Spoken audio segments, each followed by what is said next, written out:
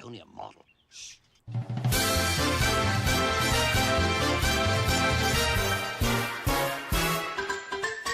We're knights of the round table, not round the square or triangle. We come to hang, traffic and gang on Fridays as we're able. We play well here in Camelot, we are chums and fun, but Camelot. We're knights of the round table, our host is formidable. He runs a strange, often insane, but sure he's quite unstable. He's army mad in Camelot, but seems never to have done a lot.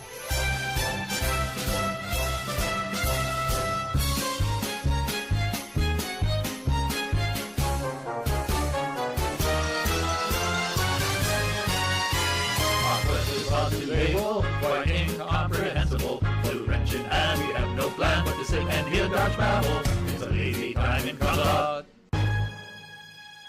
I have to shake my bum a lot.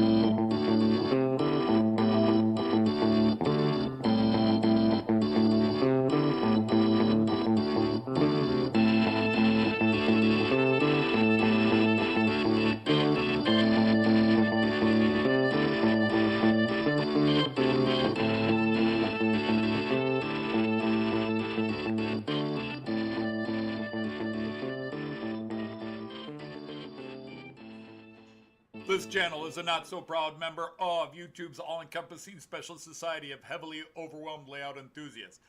Check any railway show, check any railway club, check any layout, check your own house. You'll find one of us somewhere.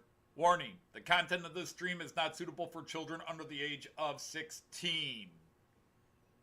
The topic, language, themes, attitude, and personality of the presenter is not appropriate for anyone, much less children under the age of 16. Topics discussed will not center on trains and will focus on anything except politics. It just happens trains are running. Any similarity between characters, situations, trains, and intelligent thoughts is strictly a coincidence. Any rebroadcast or transmission of the stream without the express written consent of Major League Baseball is strictly prohibited. Viewer discretion is advised. Remember the 3 rules for model train layouts and pretty much anything. It's your layout, do what you want as you want. Do not tell someone else what to do unless they ask you directly what they should do. Do not call out, mock, criticize, or insult another channel on your channel or anyone else's channel. Thank you for your cooperation. And see it, you'll love it, and it falls on in the best possible way. Hey, greetings and well met, fellow Knights of the Rhomboid Table. Hope everyone is fine on that side of the monitor from me. Great to be here. It's Friday once again. It's a Friday where I haven't done anything again, but that's par for the course, right? At least I could have excuse this time. I really wrenched my back last weekend, and moving has not been fun this week, although I'm getting better. I actually felt good enough to watch my grandson Kyan yesterday, and he really tried to be careful with me, but you know, sometimes he's got to go to the potty and you got to pick him up and do it and stuff like that. Just made a little strain, and he wants me on the floor playing with his games and toys with them. So yeah, I just had a little bit of a step backwards this week. I'm getting better. I'm bad, but getting better. But it's hard to complain about when so many of my friends are fighting so much more severe things than just a aggravated sciatic nerve. All right, so let's go straight in and say who's here. And if you were here earlier and haven't chatted in a few minutes, please pop a comment in so that you show up on screen. I'll try to scroll back and catch everybody. So Sir Andy of 81E is here. Sir Colin of Wykes is here. Sir James Galton from Dundas Junction is here. Sir Andy the Hot Dog Pilot is here. Sir Jean Ricard of Abeltoft is here. Sir John Benicki is here. Sir Leslie of Gilpin is here. Sir Lyndon from Lintree Town Trains. I don't even have false teeth to try to blame that. Lintree Town Trains. There we go. Sir Andrew from March West Junction. Sir Mick of the Royal Barkeep Association. We have Sir Dino, a model railway shed Dino. And very sorry to hear that things are still stressed. I assume this is all still with the moving of parents and all that. But if there's other things, again, our sincerest wishes to you. Sorry to hear things are being crazy for you. Sir Clive of Newland Railway is here. Sir Tim of Dowd, the CEO of All Us Knights. Monsieur Titi Ari of Belgium is here. Belgium, as they say. I can't help it. I'd say it the German way. Belgium or Belgian. We have Sir Tom of Couples is here. And Sir Chris from the Valleys is here. I saw earlier Sir Greg of Midsummer Rail was here. And I also saw Sir Christopher from Sakura Densha was here and just left my list. So I don't know if he had to step away. And then there's Sir Eric of Von Don Eisenbahn. Guten Tag. Or as we say in northern Germany, moin moin. Actually, I should only say moin. Although if it's in the morning and I'm the one doing the greeting, I would say moin moin. And then everybody else would just respond moin. Moin moin. So Sir Eric and Sir Villy in the background. Hi, Sir Villy. Hope you're okay.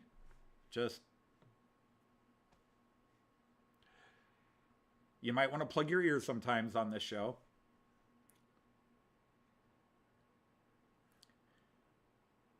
So anyhow, I'm just waiting to see if anybody else has popped back in.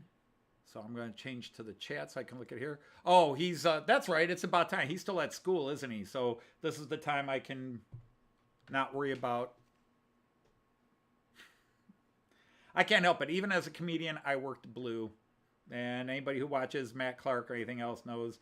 You know, the funny thing is, a lot of people compare Matt Clark to my friend Mark, who does Piddle in the Marsh. Piddle in the Marsh is all dirty jokes. It's all innuendo, dirty jokes, blah, blah, blah. Matt Clark, some of the names are clearly naughty names if you say them quickly, but most of the names, like Done a Lot, are just, there's nothing wrong sounding about it until the joke gets made. I'm just done a lot. You look like you have. And even then, it's so implied, you know. Yeah, it's there are definitely dirty jokes and just outright funny comments, but there's all sorts of pun and innuendo as well, but sort of wider ranged in that way. That's not a critique or a comparison. It's, well, it is a comparison, but it's not to say one's better than the other. But there it is. Did I see Lords Tammy and Ray are here? There they go. Hello, hello, hello. So hope everybody's well.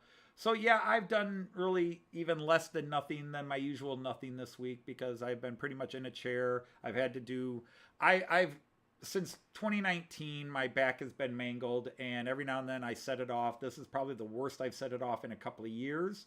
And if I were smarter, maybe I would have gone to the hospital or the doctor, but they're just going to give me the same things. I've got the sheet of exercises. I know what pills to take. I know the mixing of heating and ice. And I've got a home TENS unit, so I can self-medicate. Well, hello, sir, my lord, Sir Alan. Just popping in to say you'll be back later. Well, you could just pop in later and say you're here now. Just playing. Anyhow, so yeah, it was a little interesting on Wednesday. I felt decent enough to hobble down here and set trains up. And then Kyan decided to have me running up and down. Oh, but let's go downstairs. Okay. I'm bored. Let's go upstairs. Okay. Up the stairs. You know, but do have some trains picked out for today. I do post. I don't know if anybody reads the descriptions of any video, but like on the live streams, I do post what trains I am running unless there's a last second change Friday. Now, I did not test my live stream, and I didn't test run all my trains other than to do a quick loop and make sure they were responding to the signals and good to go. But usually I'll run things for 10-15 minutes Thursday night or Friday morning, and I didn't. But anyhow, so let's go to the camera and see who we're running today, get some trains running, and then we'll just yak away. Lord Allen has entered the building. So in lane 1, I've got an IC2. You know it's an IC2, not ICE. There's no E on it. It's just IC. IC2, and you know it's an IC2 because it has a locomotive and double-decker cars. If it has a locomotive and single-level cars, then it's an IC1. And the difference between an ICE and an IC is that ICEs have power cabs and not locomotives. That's the easiest way to tell them apart if you're just trying to learn. But we've got that guy going. So that is a class 146.5. It's the same as the red one in the next lane. That's a 146.2. The difference is the 146.5s have had upgraded braking and power systems to and other issues to handle going high speed, because the regular 146s are not high speed, but the 146.5s are redone to handle high speed pulling in traffic. The third lane, we've got our freighter. For everybody that likes to have a freighter, it's a container freight train this week.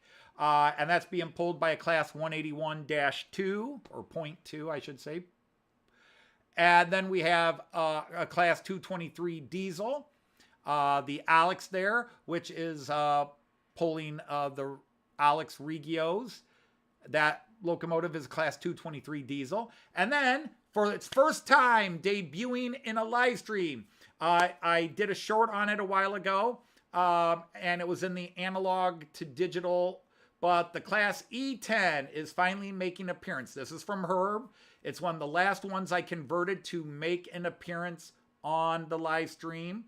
So I'm running it with a rake of era 3 to 4 cars, that transitional area 60s to 70s, the little rake. Really, I probably should have had the green cars for second class right behind it because the greens match perfectly, but it is what it is. I'm not necessarily trying to be too prototypical with it. And then way in the back, I've got that little shunter from Herb again, and it's pulling the crane.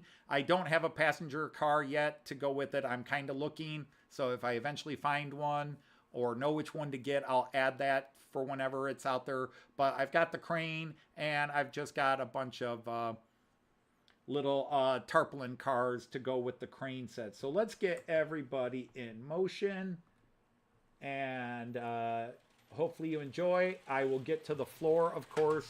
I'm trying to always remember, because every now and then I do forget the floor. Whoops. I'm starting them in random order, apparently. Don't know why I grabbed that one. But the class 146.2 here is pulling double-decker Regios. I got to clean the contacts on that one. I'm sorry if the blinking will set you off.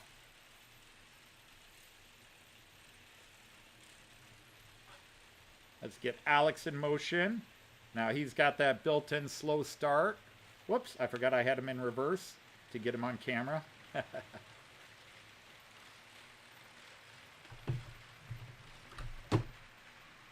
And come on.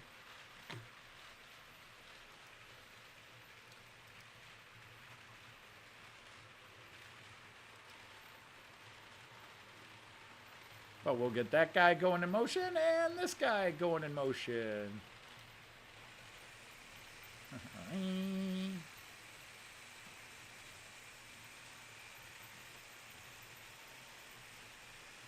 Okay, so that's everybody in motion. Hey, did I see Dwight Curley came in? And hello, Moneybrook Junction. Hope you're well.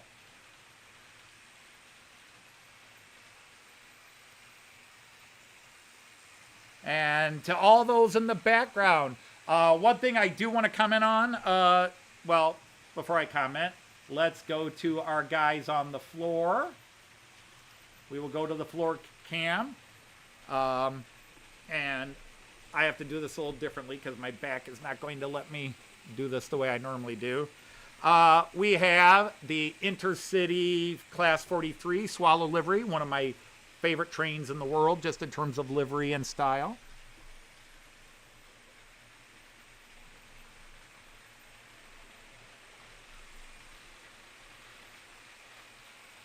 This one takes a couple of minutes to warm up and then starts running really fast, and then I have to turn it back down. And then next to it, I'm running this, thanks to Dino who bought this for me, the little London 2012 Javelin. I'm still looking for a car or two to go in its middle. I saw one on eBay, but they wanted $38 and then $50 to ship it, and I said no. So I'll keep looking, but... Hey, Sir John! Yeah, there shall be no dance floor cam.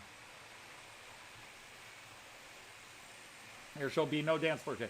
But yeah, so on that Javelin, I am definitely looking for a at least one car to go in the middle. If you guys, you don't have to, I'm not asking somebody to buy it for me. Just if you happen to see it at a show or something like that, and like you see one for $10 or 15 or 10 pounds or 15 pounds, I will happily pay you back for it if you want, if you can pick it up for me. Otherwise, just like, hey, Anthony, I saw it on eBay. It's on eBay here, and I'll take care of it. Because I did see it on, well, no, it was from the UK, and they wanted $50 for it. So, yeah, I wasn't keen on that one. So I'm going to go back to the 11 lane for a bit.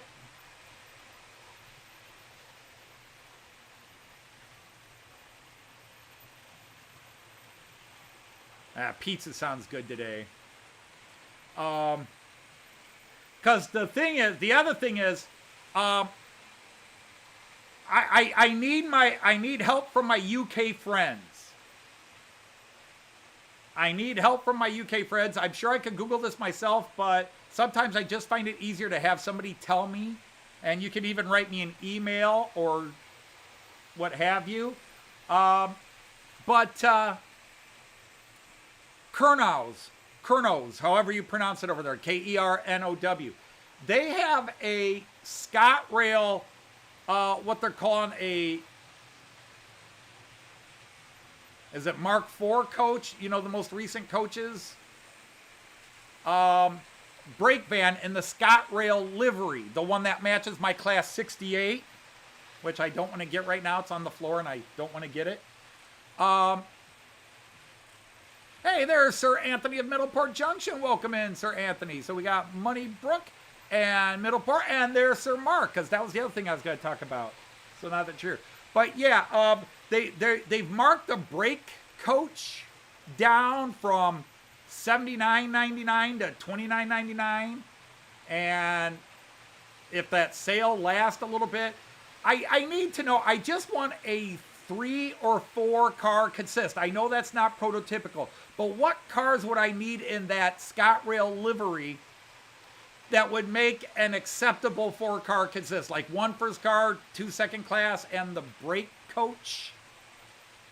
Is like a brake coach the end of train coach?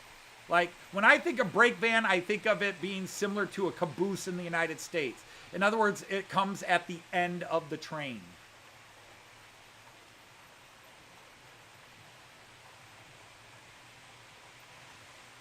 Because at that sale, I'm going to talk to Joyce and say, I don't know if we'd get it in time for Christmas, but if she still needed to get me a couple of things for Christmas, which I don't know, to get me that van, and then if I could get just like 2 other cars. So yeah, I'm looking, I don't know if you know what ScotRails I'm talking about. I could probably pop it up here. Let me go to Windley Bindley's.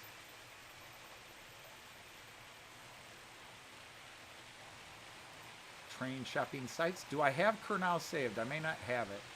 All right, it's probably just faster to go here.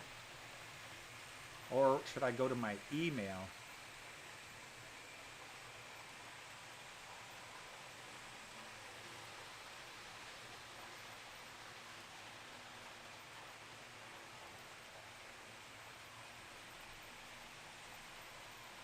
Oh no, that because it was on Facebook. That's where I saw it. It was Facebook.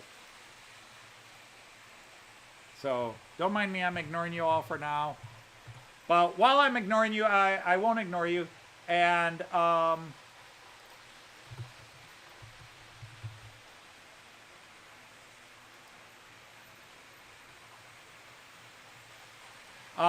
but in case you've missed it, several channels that I've seen have been putting up videos talking about Mark from Model Railway Fantasia's cars.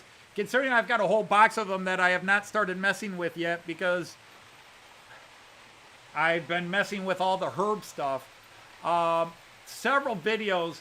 Lord Owl from Dragon Junction, Sir Andy from March West Junction, and who just posted a 30-minute video today on there. They are really looking fantastic. And yes, the guys are doing great jobs painting them and working on them, but also they got to be quality to look that good. They got to be quality to paint up that nicely, if I dare say something like that.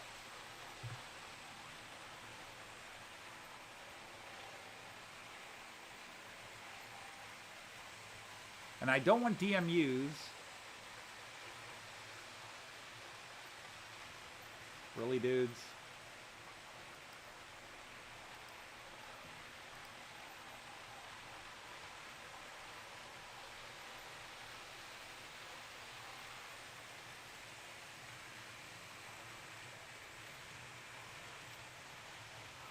Okay, come on, open up, open sesame.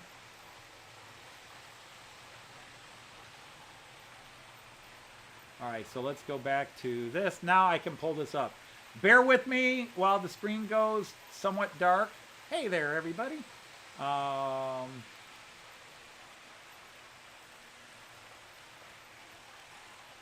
here, this is the one, this is the livery I'm looking for. And this is the brake coach, normally $79.99, on sale for $29.99. Hey, Sir Andy from Warwick Road. The ScotRail Saltire, or Saltier. All right, now, Leslie and Sir Andy of Warwick Road, what does that mean? BSO brake second open. Like I said, I think to me, brake coach means it's sort of like end car caboose. All right, thank you, Sir Andy.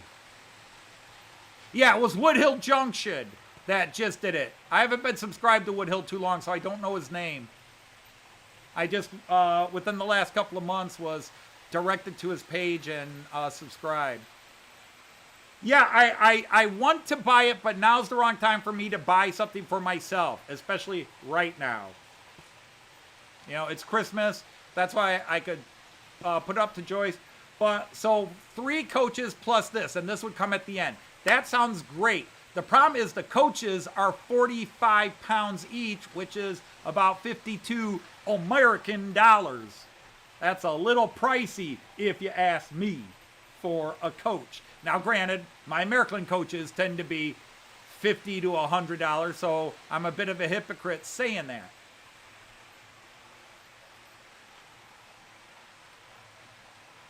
So they're Mach 2, not Mach 4. They're Mach 2. So then you got the TSO Tourist Second Open.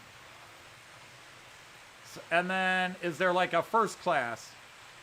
Or is there no first class? But yeah, so like, yeah. So I should get that one. And whatever else. Okay, so let me go back to the chat now and pay attention to the people that... If you get Kurnow stuff, you get points. And did I see Sir Dave from Scott's Rail is here. Welcome in, Sir David. Great to have you here. So, yeah. All right, Andy, I appreciate that. Hey, Sir Jason, welcome in. The Train Freak, great to have you here. So let me go back to pictures of trains here. Probably not the right one. That's a good one. Give you guys a quad. No first class in that rake. Awesome. So I just need 2 or 3 of the second class and the brake. All right. That is awesome.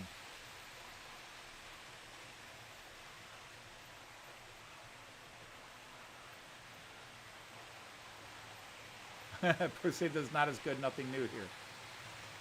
Oh, so that's how you people in the UK treat tourists. You think of us as not good enough. Well, by golly, you were good enough to take all the money I spent in 2022 over there in the UK. Not that I expected to meet the Queen or anything.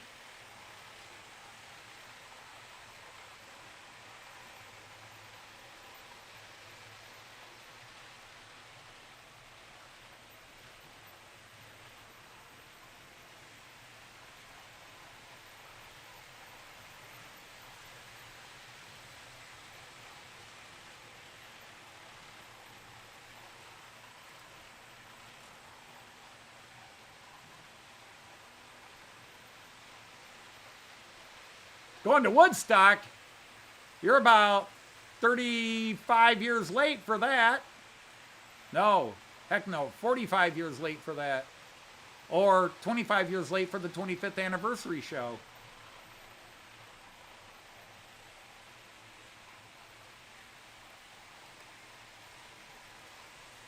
All right, we'll give you a close-up of this guy coming along. Ah! The Regio is going to cut you off. Sorry about that. But then again, the Regio is cool to see too. The DoSto. DoSto, if you hear me say DoSto, that is German for Doppelstock, which means 2 levels, double levels. A bi-level, we'd say in America. Doppelstock. Germans abbreviate it down to DoSto. Okay, that guy's warmed up, so now he's cruising.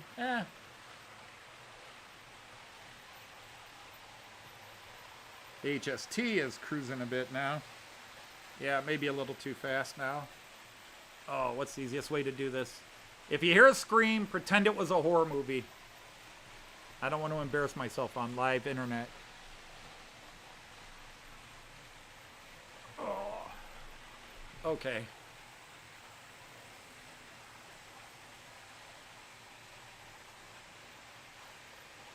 Well, that's pretty crazy, Warwick Andy. They stopped and chatted. Because you would think nobody would get near the Queen because of all the bodyguards. No, step aside, peasants. I've got this. Hello.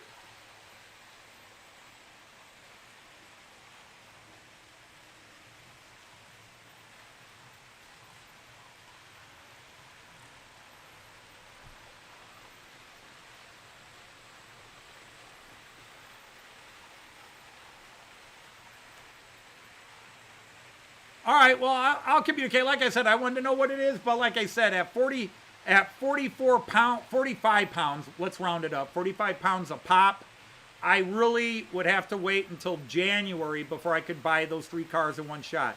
It might be possible to do it in a couple of weeks because I'm getting my my retirement Christmas bonus. I get a little chunko change at Christmas.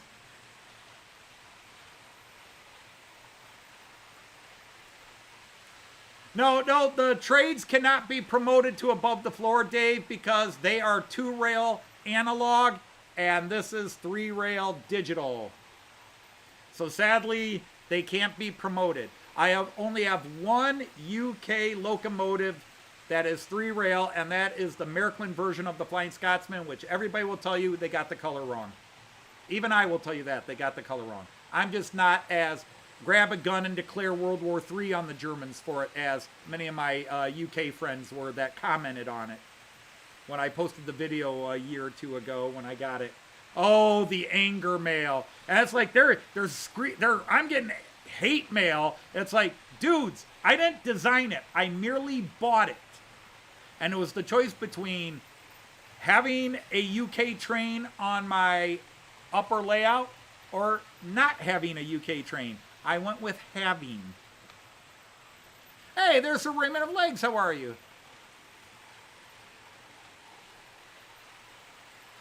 And Sir Eric, hello to you at Dialysis. Wow, Jason, I missed what you typed, so now I got to go back and see what joke I missed. Let's see, I see you greeting everybody.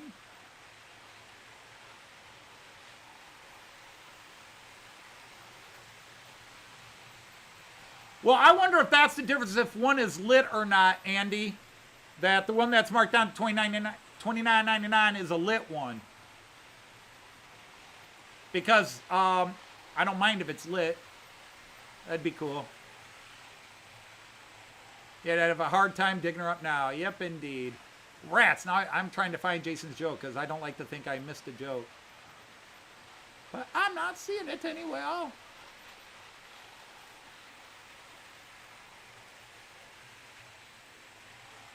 And Sir Kyle Stevens, welcome in. Yeah, the PKP Vectron is pretty cool. I've seen a couple of pictures of that. Plus, Märklin just released another PKP locomotive. The big deal is that my special pre-order that I can't get from Lipa because Lipa is not a Märklin shop, but they have hit the German stores. My that Class 249, the Märklin livery Class 249 dual electric diesel mode, dual mode locomotive has hit the German stores. And while normally I'd say that means it'll be another month to 2 months before I would see it in the United States, usually these special releases like the MHI Club Insider models and the MHI models, those tend to hit America fairly quickly. Those tend to get shipped out at the same time, so everybody gets them at the same time. It's the standard releases that take a while to show up in America. Everybody's saying hello to each other again. All right, let's get off this camera. I just missed it. Yeah, that little dude is chugging away too fast now. Let's slow him down a bit. Hey, dude, slow down a little bit. And let's speed Alex up. Why are you going so slow, dude? Speed up. Come on, Alex, speed up. That's better.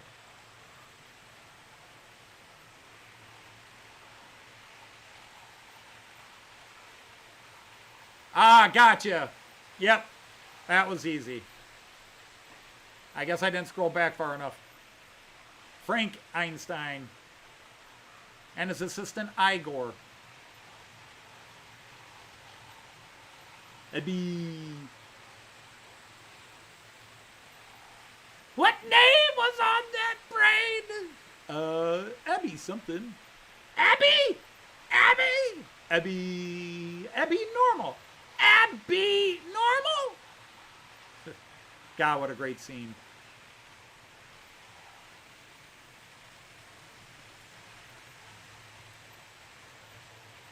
Oh, well, you know, that's standard. That's one.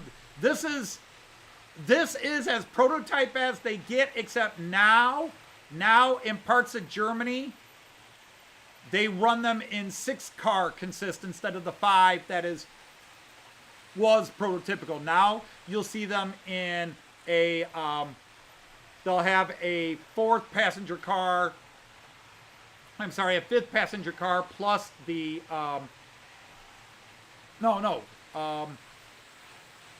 yeah, 5 standard passenger cars plus the control cab, so a total of 6. So they are now running in 6-car consist and 5-car consist. Regios, I've seen Regios as small as 3 cars, 2 passenger cars, the control cab plus the. And I just was watching a video. Was that? It was either Chesty or Andy 81E here, or Dirk from Chesty Trains. One of you two posted a video that showed a massively long Regio. I don't know how many double-deckers. I think there was 8 or 9 cars in that consist. And again, Regios are usually a 5-car consist, but you can see them in 4 and even 3-car in certain areas. Like when we were in the Dresden area in 2014, and then Joyce and I went back in 2017.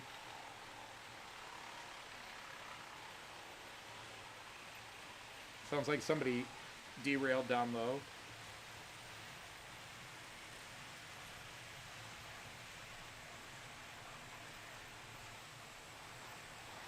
All right, I'll catch you next time around. Sorry, guys, y'all got my bald head and screen. Keinstein? Oh, Jean Ricard, you're trying too hard with that one. You're trying too hard. All right, down I go again. And he already looped me again. Oh. Hand to God.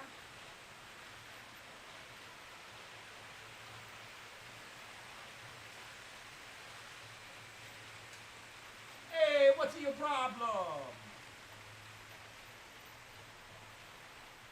Why you got to be derailed? Both of you?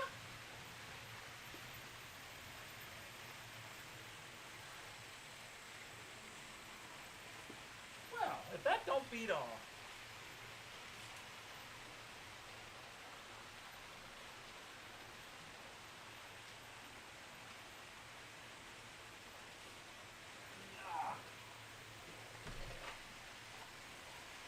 Oi! Damn things.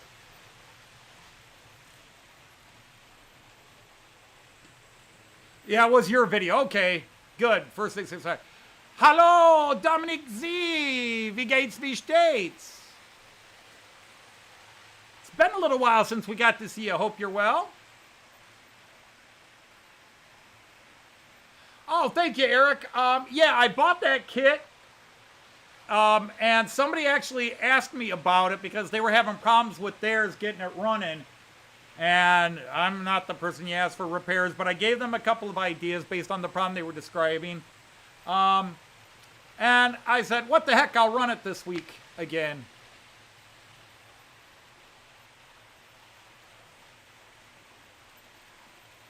Oh, you bought a Homer from The Simpsons, Johnny Lightning. That's cool. And hello, Sean from GWR. Nice to see you again. Always great to see you, Sean. Hope you're well. Yeah, and it had 218s at both ends. And I joked with Joyce. I said, between my hobby trade rake of Regio DoStos and my Märklin rake, I could actually do that because I've got the two 218s and I've got enough cars to do that. The only problem is the hobby trade ones are true 187 scale and the Märklins are 195 scale. Or are they 1/100? Because Märklin does 3 scales. They have 1 to 100 for certain things. And then some things are done 1 to 95.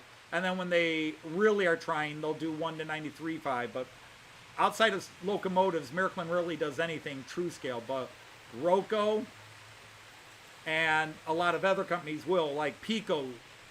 Pico's big releases are always true scale. And then everything else is 1 to 100. But like the Piko IC4 is true 187 scale. Whereas Märklin's is 1 to 93.5. Hate to joke and run. It's based on a 67 Plymouth Valiant sedan. Interesting.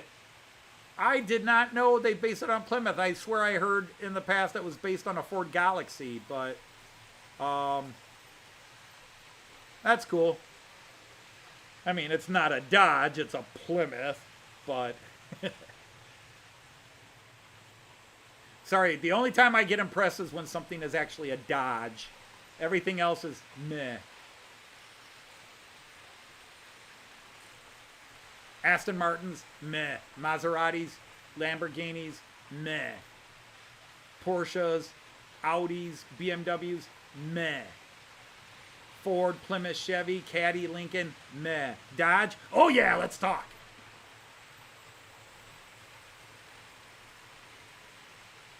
All right, Eric, hope you recover quickly.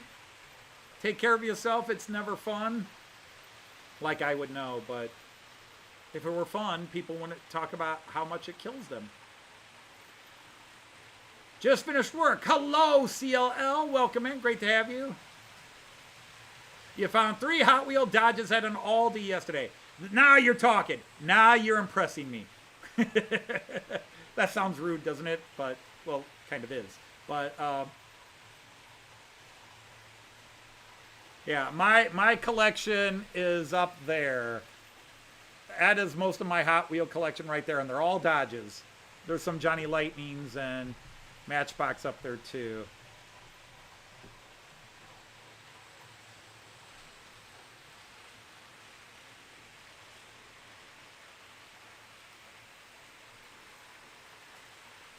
Ooh, look at that little E41 go. It's happy to be running. All right, I'm projecting. I'm happy it's running, and I'm personifying it by saying it's happy to be running.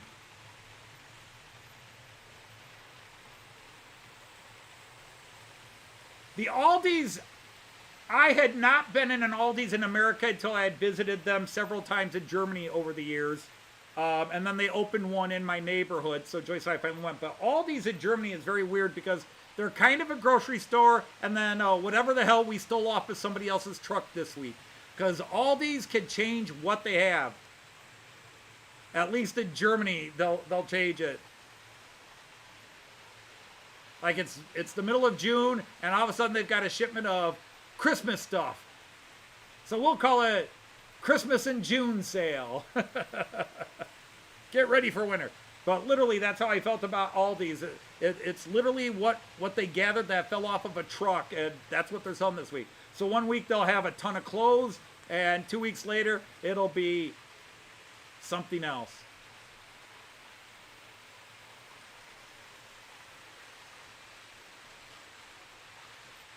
I don't know. I don't think Trader Joe's would have branched off from Aldi's. It might be owned by Aldi's. Just to give a little bit of info, Aldi's and Lidl, L-I-D-L, some people say Lidl, but it's pronounced Lidl. Aldi's and Lidl's are the same family. It's 2 brothers.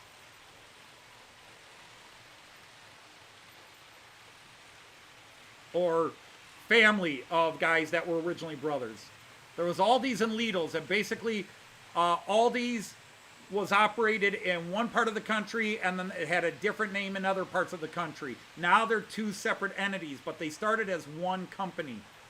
They might still even be connected somehow, but they're now run separately because you could go, like I've been in the UK when Joyce and I lived in Bangor, Northern Wales for a week.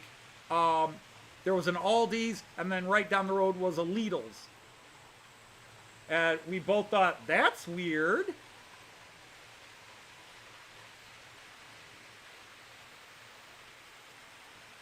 They started the same. I'm not saying they're the same now. They started the same. But I think now it's broken up. But it started as the same company. And broke away. Because the other one that did that was, there was Herc and, oh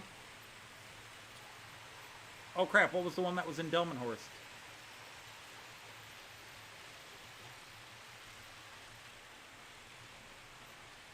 Herc and Karstadt were the same company, started by the same family, and then 2 sons split it up and ran them separately from each other.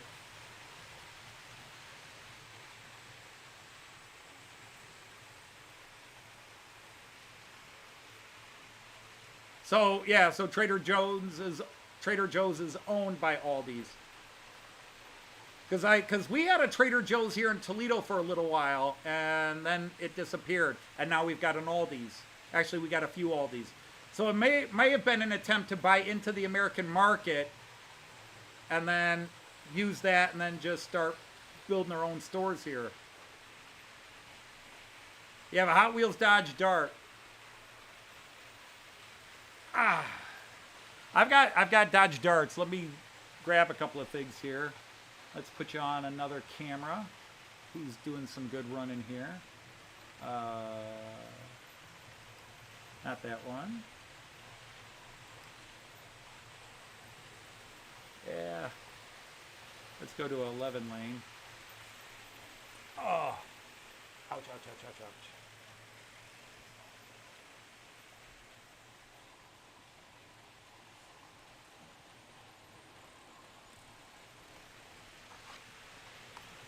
I'm not going to get that one without doing something stupid. I don't think I can reach that one.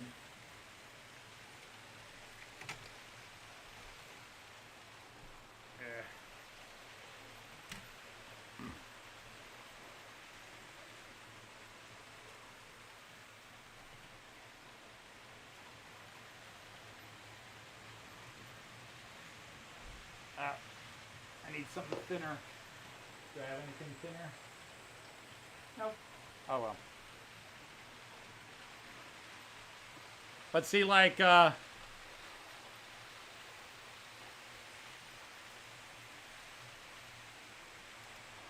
there's this one. This is a 2012 Dodge Charger RT, but it's just like our 2014 Dodge Charger RT, and ours is all black as well. I couldn't find a 2014, but the 2012 looks just like it, so only the interiors are different. But yeah, this is the car, well, not this, but it looks just like the real car we drive. And then, of course, there's this one by Johnny Lightning, except the car in the picture there, that was my 73 Charger. This was modeled, that was my 73 Charger after it won the 1999 Mopar Raleigh, Chicago Mopar Raleigh Best in Show.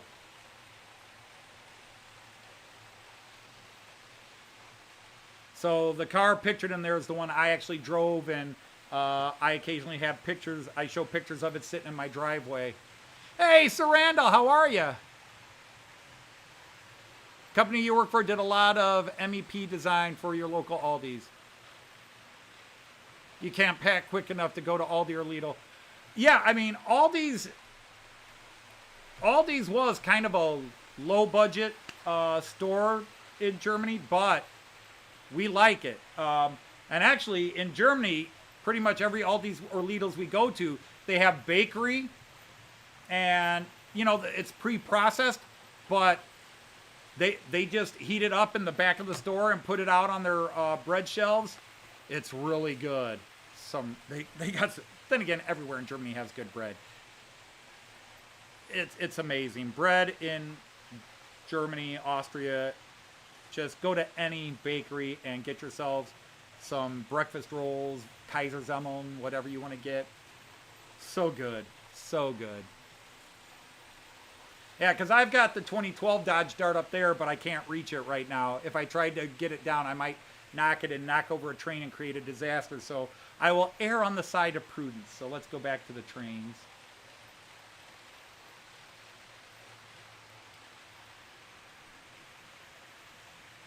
Stay on this camera for a couple of minutes. Bread, beer, ice cream.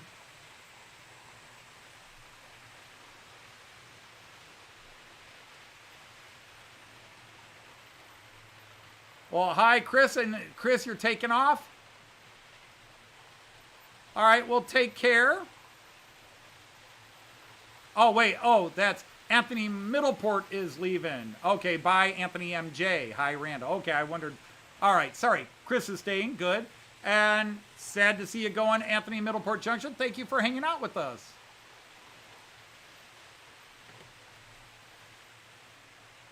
Here's the correct story. Whatever, Jean-Ricard.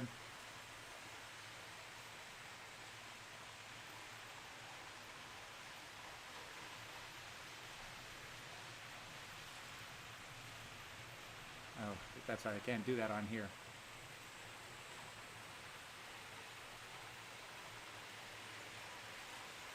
No, in German, bread is called Brot. B-R-O-T. Brot. Brat is a sausage, a bratwurst. And see, that's just it. In America, we call any type of sausage a bratwurst. But in Germany, there are dozens and dozens of types of bratwurst. There's Thüringer Wurst, which is Thüringer Bratwurst. Hanover Bratwurst, or a Hanover Wurst. There's Kindelwurst. There's Blutwurst, Sommerwurst, and so forth. And they're all bratwurst, because brat simply means grill in German. Braten is, like braising, means to grill, broil. And sausage for grilling, bratwurst, grilling sausage. Wurst is the key word, Wurst is sausage.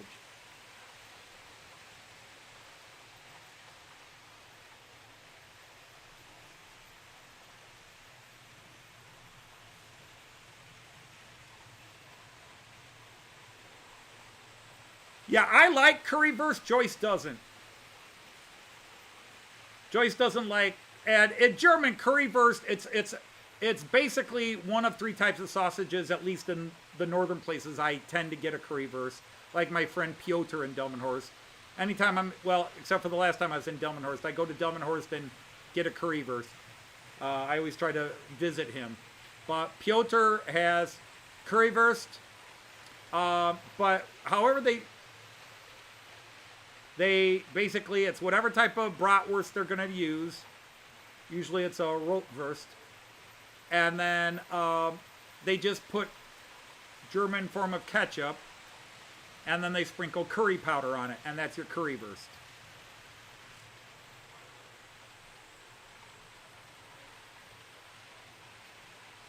Yes, and Andy, anywhere in Germany, if you order a bratwurst from a grill as opposed to going into a restaurant, it's served in a Brot.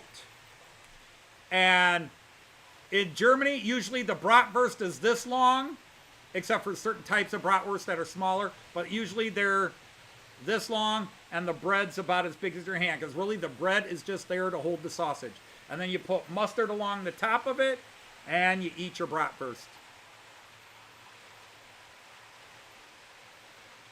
Frikadellen are basically the closest thing to an American burger without them claiming it's American burger. It's usually ground beef or Hackfleisch. Hackfleisch is some percentage mixture of beef and pork. Ground beef, ground pork. Normal Hackfleisch is normally 50-50, but you can get it where it's 60-40 or 70-30. But standard Hackfleisch is 50% ground beef, 50% ground pork, and they use it as it was explained to me by old Germans when I was a kid. It's because Germans did not like pure ground beef for whatever reason. They eat steak and everything, but they tend to prefer pork over cow. Beef is more expensive over there. Pork is very cheap. Beef is more expensive. For example, like I love my schnitzels, especially Wiener Schnitzel. And I don't have to read the description of the schnitzel to see if it's from pork or from cow. All I have to do is look at the price.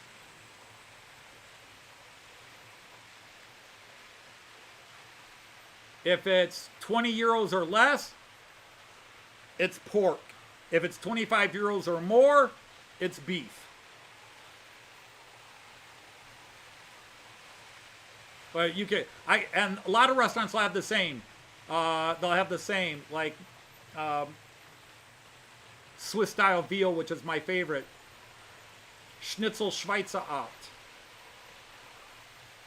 Breaded veal in the Swiss style. Because a schnitzel is a breaded veal. And technically it should be breaded a certain way. Yeah, sauerkraut. First of all, sauerkraut in Germany is fairly different. There are similarities, but it's not the way most sauerkraut is. And that is served as sort of a side salad on meals. So you might go into a restaurant where they'll serve you 2 full bratwurst, and then you'd get French fries, which they tend to call pommes, P-O-M-M-E-S, pommes. And you can get sauerkraut on the side, because sauerkraut in Germany is a little more like Oh crap! What? My brain just died. Oh, what does KFC throw with all their meals? That chopped cabbage, blah blah blah. Brain fried. I don't like kraut myself, but it's different. And that's the thing. For example, I worked for years at our local German festival, and I worked in what was called the Potato Pancake House. And the guy who started the Potato Pancake House in the 1960s says this was the recipe of his mother from Bremen, Germany. And I have been all throughout Germany, and nobody makes potato pancakes remotely close to the way we make them in that we made them here. So if his mom made them, maybe it was a very, very regional or family version. But anytime we go, whether it's to city festivals or whatever, and we see somebody selling potato pancakes, or we see it at a restaurant, it's not quite the same. We did it as a greasy hash brown, and it's different in Germany. Coleslaw, thank you, Raymond. My brain was freeze on coleslaw. Sauerkraut in Germany comes in two forms. It's either very much like coleslaw, or it's very much like jellied something, caramelized something. Yeah, pickled cabbage, right. Sauerkraut.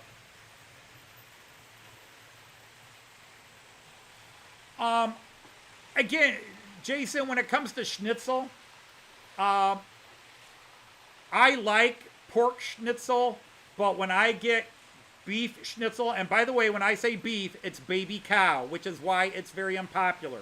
Why, even at my butcher, I have to go in and special order it when I want to make my own schnitzels, which we do at times. Because there's too much of an outcry about what they got to do to the baby cow to make proper veal out of it.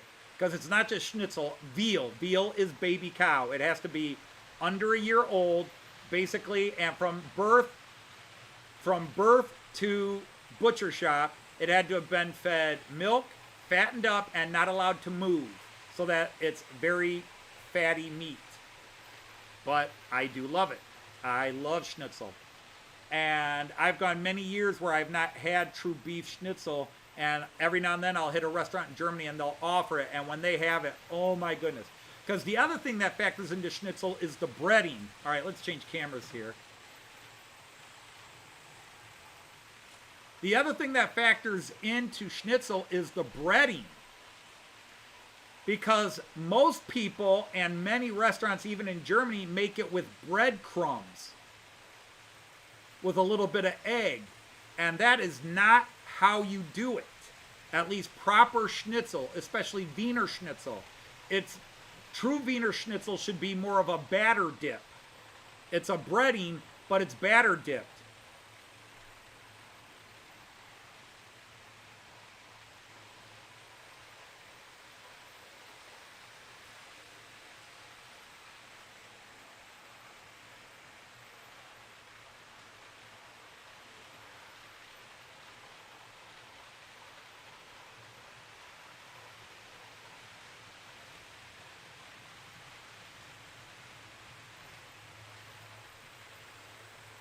Well, but see, Eric, I mean, I've seen that with Italians where they had to adapt to what was available here, because even potatoes are different here than potatoes are in Germany.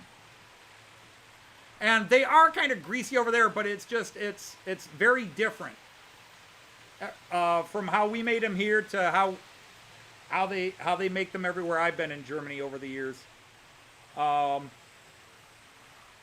My grandmother, we didn't have any hand-me-down German recipes except for some cookies.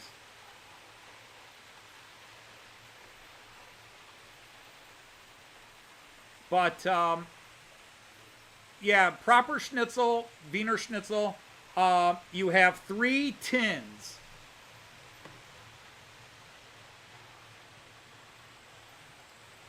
proper Wiener Schnitzel, you have 3 tins. And in the first tin, you have flour. God, it's been a while since I made it myself. I might be getting these two backwards. I'm sorry. You have egg.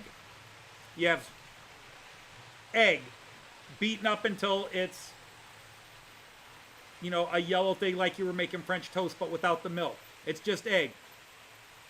So you take, and veal has to be really thin. And you take it and then you dip it in the second tin, which is flour. And then the third tin is the batter, which is made out of bread, but it's not bread crumbs, it's finer. It's a much finer, and it's mixed with a little bit of milk or water. So you dip it in the egg, dip it in the powder, dip it in the batter, and then deep fry it. You throw, and even though you say deep fry, it's a pan about this deep with oil in it, and you just boil it for 3 to 5 minutes, pull it out, pop the next one in. But a lot of people use breadcrumbs. They use the egg, flour, and then just standard breadcrumbs. And no, it's got to be more of a batter. And by the way, when I criticize our potato pancakes, they're still good. But yeah, very greasy here. But the people that are the most critical of them are the German visitors, the visitors from Germany. Because they're the ones that are like, this is not potato pancakes. So I don't argue with the people that live there. Because sometimes things will change over there, but we're talking 70 and 80-year-olds that are coming over here go, these are good, but it's not there. And then there's Kartoffelpuffer, which are even better.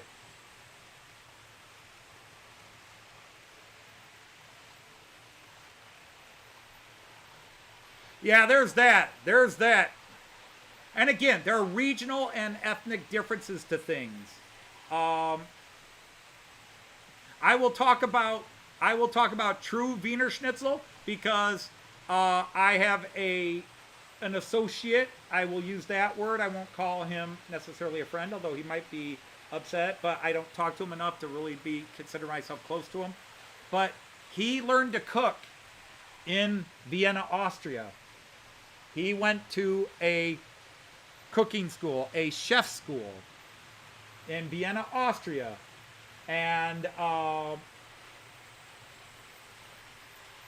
there are certain things. This is the proper way to make it. This is the proper way.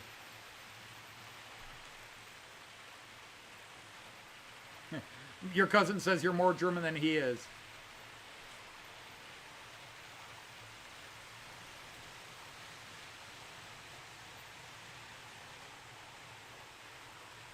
Well, it maybe in some ways that's true, and that goes back to what you were saying earlier, Eric, about some societal changes that, you know, like our German American Festival and maybe yours, because our German American Festival, because Toledo was a German town. In fact, we have a large section in Toledo that's still called Germantown, but the Germans haven't lived there now for 80 years. The Poles moved in, and then the Lebanese and Syrians followed the Poles into that area. And then the Germans moved to other parts of town and spread out. But the old neighborhoods, it was Germantown. The German village, I think, was the official name. Now they just call it Germantown. And so if you go visit a lot of the churches that were built in the 1860s and up until about 1900, it's German architecture and German style. But then it's Polish artwork. And in some cases, the names are changed. Like we have a church up there that is St. Hedwig's, but it was originally a German church. And my great aunt, off the boat German, went to that church when she was a little girl. Years and years and years, you know, we're talking 70, 80, 90 years ago, because she was an old lady when I was a kid. She was in her 80s when I was a early teen, so she'd be 130 now. But when she was younger, my grandfather would be 134 if he were alive today.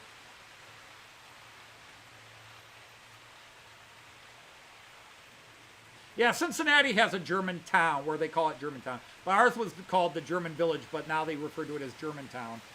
Because I think that's the trendy thing, like Detroit has Germantown, blah, blah, blah.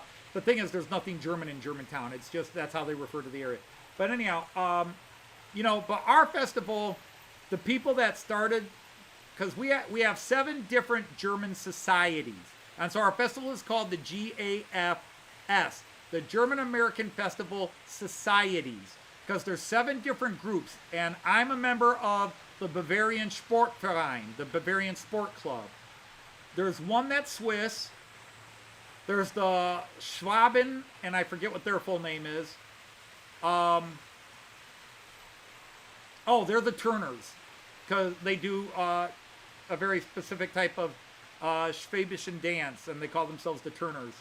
No, there's the Schwabenverein and then the Turners. Sorry about that. And then there's 2 Bavarian, 1 Swiss, 1 Austrian, but there's 7 societies. And they'll often refer to themselves as the 7 societies. In fact, their newspaper is the 7 Societies newsletter. And they first formed in 1960. And of course, all the original people who formed it are dead, and the grandchildren of those people still run a lot of the organizations.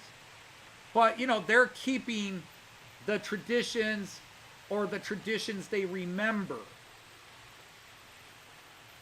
So, the Germans that started the society were off the boat Germans. But you go 2-3 generations in, and in many cases it becomes exaggerations. But to a modern German who comes over here and see our German festival, they see us kind of celebrating sort of Germany pre-World War II times, the good old days, the golden age. Whereas they do other things. But, it's certainly not meant to be disrespectful. Like I said, I cooked it for 15, 20 years before somebody took over the Pancake House, and they pulled their support for a lot of things many of us were doing. They decided that the fundraising and everything we did was for them and not for the groups we were trying to do the fundraising for. And it got ugly, and it was either keep fighting or walk away, and I decided to walk away. Yes, they did. Exactly, Eric. Once you leave, at least in your heart. But like I said, I can look back at even just American traditions that have changed, but people today are like, oh, this is the good old way we used to do things. They're like, well, maybe in a certain part of the country, but we never did it up here. Even things like Halloween, the traditions have changed. And now, many Europeans and other countries celebrate Halloween the way we did when I was a kid in the 60s and 70s. And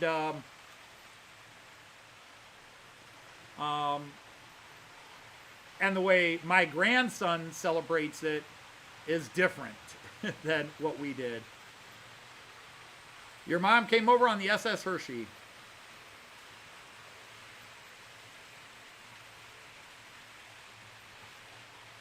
Well, Jean Ricard, Ostpreußen is completely part of Poland now. There is no part of Ostpreußen that is in Germany anymore. That border between Germany and Poland on the Oder-Neisse River, that is Brandenburg at that point. It was part of the Kingdom of Prussia, but Prussia started over on what's now Tallinn and so forth, parts of the Russian Federation and Ukraine and even Lithuania, and down into what is today Poland. There is no part of Germany today that is either West Prussia or East Prussia or even South Prussia. They were part of the Prussian kingdom, but they were Brandenburg because they were actually a duchy of Germany. Brandenburg was a duchy of the Holy Roman Empire, before Prussia. Hey, Steve Childers, welcome in. Hello, Mons. The Scorpions are not German music. No, they're actually Swiss. But what about Rammstein? Is Rammstein German? I mean, they are German. But are they German music?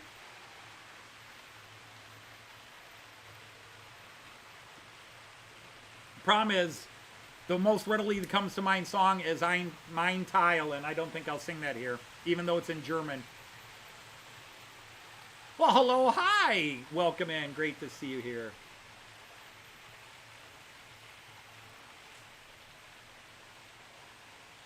All right, John, off to work with you. Take care.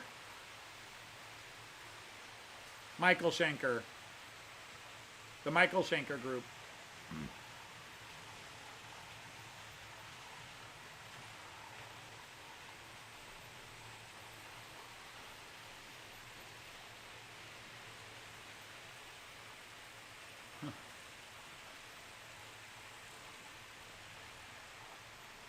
The Scorpions are from... Oh, the Scorpions. I'm sorry. I'm thinking Crocus. Crocus was Switzerland. Scorpions were Germany.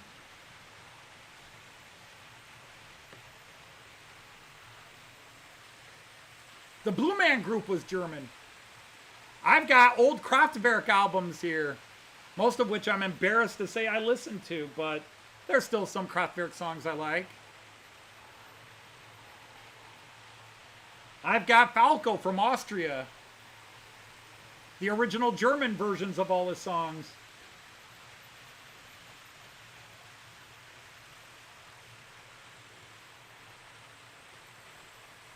Yep. Raymond, you got that one. Ich lieb dich nicht, du liebst mich nicht. Da, da, da. Da, da, da.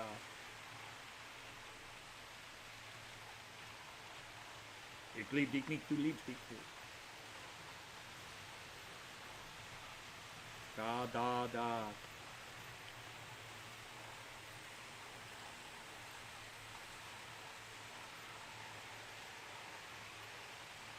Did I take your playlist? I don't know. Am I going through your playlist? I'm just going through and naming all the... Heck, I even got Beatles singing in German. Sie liebt dich, ja, ja, ja. Sie liebt dich, ja, ja, ja. Yep, Rock Me Amadeus. But he did a mostly German version and then the more famous version where he did it in English. War jung, ein großer, ein Superstar.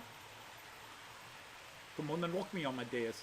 So I've got the version where really the only Rock Me Amadeus, the only English is Rock Me, and then a couple of words that were hip from American English to use in the German.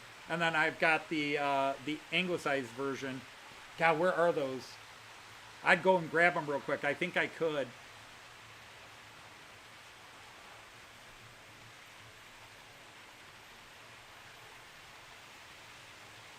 All right, I'll be right back. Should only take me a couple of minutes if I'm lucky.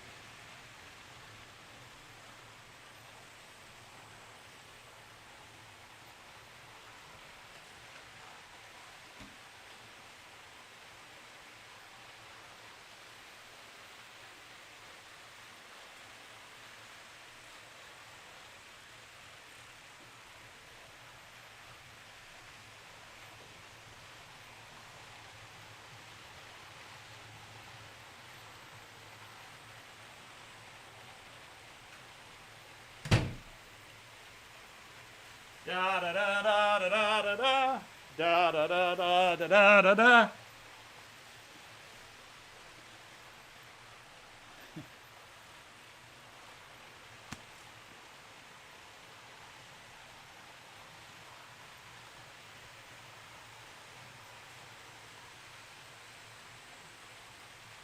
Okay. So here we go. These are just a few of my German albums. I don't want to say primary collection. I hope my other ones are in here. Yeah, they're in here. Okay. And this is not counting my CDs or my cassettes, which would be very hard to get out because they're buried under stuff under the table here. But here you go. Music for the German-American Oktoberfest with lyrics inside. Ein Prosit, ein Prosit. Du liegst mir im Herzen, du liegst mir im Sinn. Mein Hut, der hat 3 Ecken. But anyhow, yeah. Du liegst mir am Herzen is always special to me because my grandmother used to hold me in her arms and sing that song to me. It's probably my fondest childhood memory. And my grandmother died right after I turned 4. My grandmother, she was born, 3 of my 4 grandparents were born in Germany. But she, I think, held on to her Germanness more than the other grandparents, my mom's parents. I think they Americanized. Because her dad would not speak German. He probably knew German, but he would not speak it. He didn't allow family members to speak it. Go figure that one out. And they came over turn of the century. He was like 7 or 8 when he came over to the United States in the very, very early, like 1903, 1904, whenever he was born. Anyhow, so let's get to that. German-American Oktoberfest. Christmas on the Rhine, oh Tannenbaum. And here's the album I probably shouldn't show.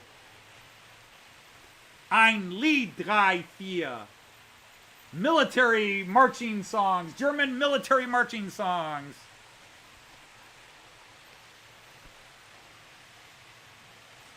Okay, this is not music. Gems of wit, wisdom, and beauty in German. Okay, there is music in it.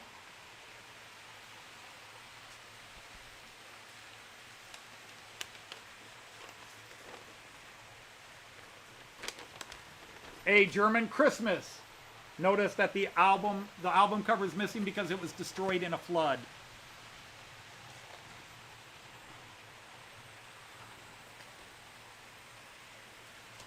Folk Songs Around the World, German edition from Mantovani.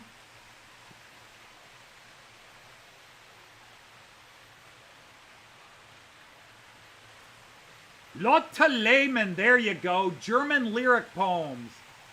This was given to me by my grandma, or left to me by my grandma, I should say.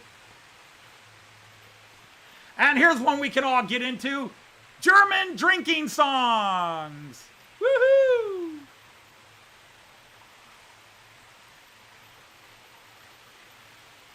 I think I've lost my audience. All right, so now we get into, so Falco, Junger Rema, Young Romans, Falco. Junger Rema, tanzen anders wie die anderen. Junger Rema. Sorry. The only Kraftwerk album I'm willing to admit I own and will show. Electric Cafe. Boing, boom, chock. Boing, boom, chock. Boing, boom, chock. Boing, boom, chock. Boing, boom, chock. And of course, their best song, The Telephone Call. Are you ready? Nena, 99 Luftballons. Hast du etwas Zeit für mich? Singe ich ein Lied für dich von 99 Luftballons. Irgendweg zum Horizont. Denkst du vielleicht gerade an Mensch? Singe ich ein Lied von dich? Willie's in the Box Club. All right, so Eric,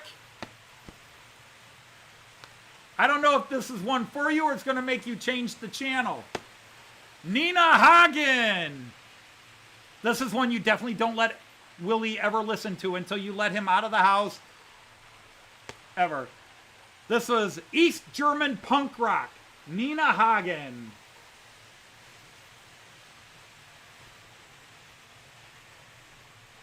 Oh my, she was a character. It's so funny to see her now, 75 years old, and how much of a mature, cultured lady she is. But yeah, Nina Hagen.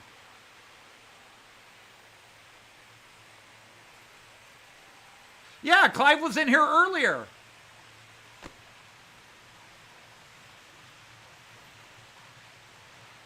So Nina Hagen.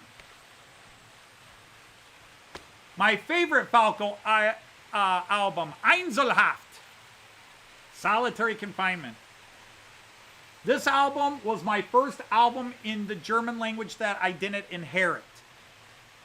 This was bought for me by my friend Michael Thompson, who was military police in Hamburg and Berlin. A guy that was in love with my sister, and my sister stupidly kept turning him away, and then hung out with all these less than wonderful people. But he brought this as like, hey, Anthony, you like German. Have you ever heard this? And this is from 1981, and there's rap on it. Rap would not be known to mainstream United States for another 6-7 years. And on this album, he's rapping because he came to New York, hung out in the New York underground, and was hearing New York rap, Fat Five Freddy and all those guys. Now, granted, Blondie did a rap song, or did some rap in a couple of her songs, but it never caught on. It was years later the rap caught on. Okay? Wim Tolke präsentiert 3x9, 1972.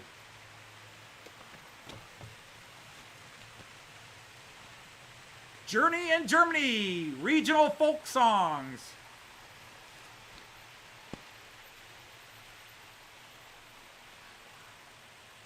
Fritz Hetzel and the T-Rollers. And that is everybody's German-American festival right there.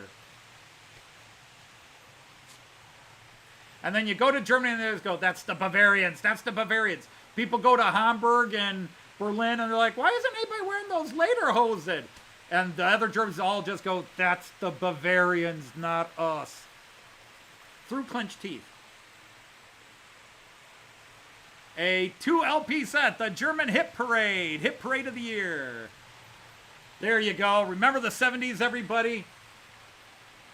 And if you remember the 70s, you either were too young or you behaved yourself.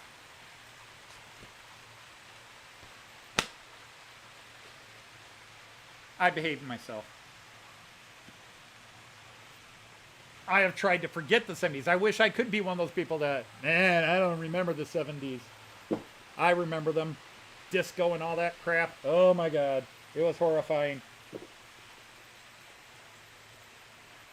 Oh, where can I put these down? Can I lean you over here? Good. Okay. So that was just some of my German. And he's all caught up in the tippy-tappy. All right. Unbeschreiblich weiblich. There you go.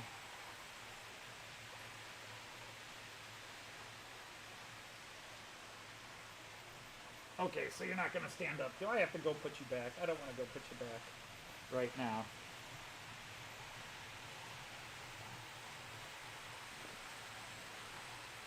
Ragger, ragger, ragger, ragger. All right. Well, I'll set these on the table back here if I can find space.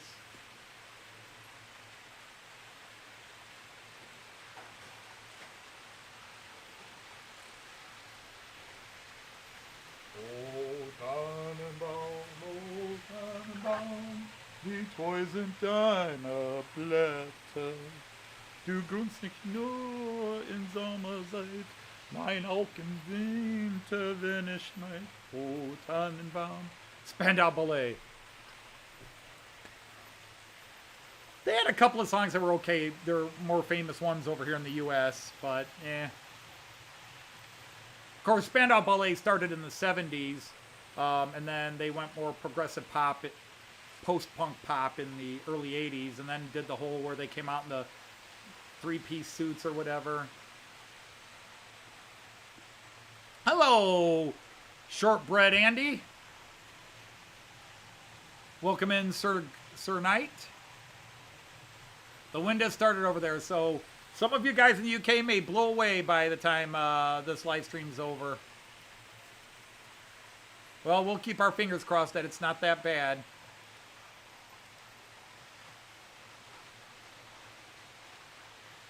Boy, that E41 is just rolling like a dream.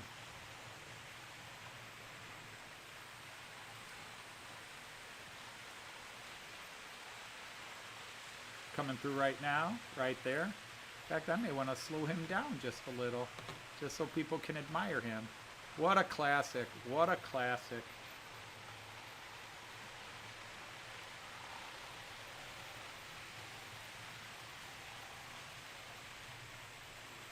Right there. What a classic. I am so happy to have that E41 going.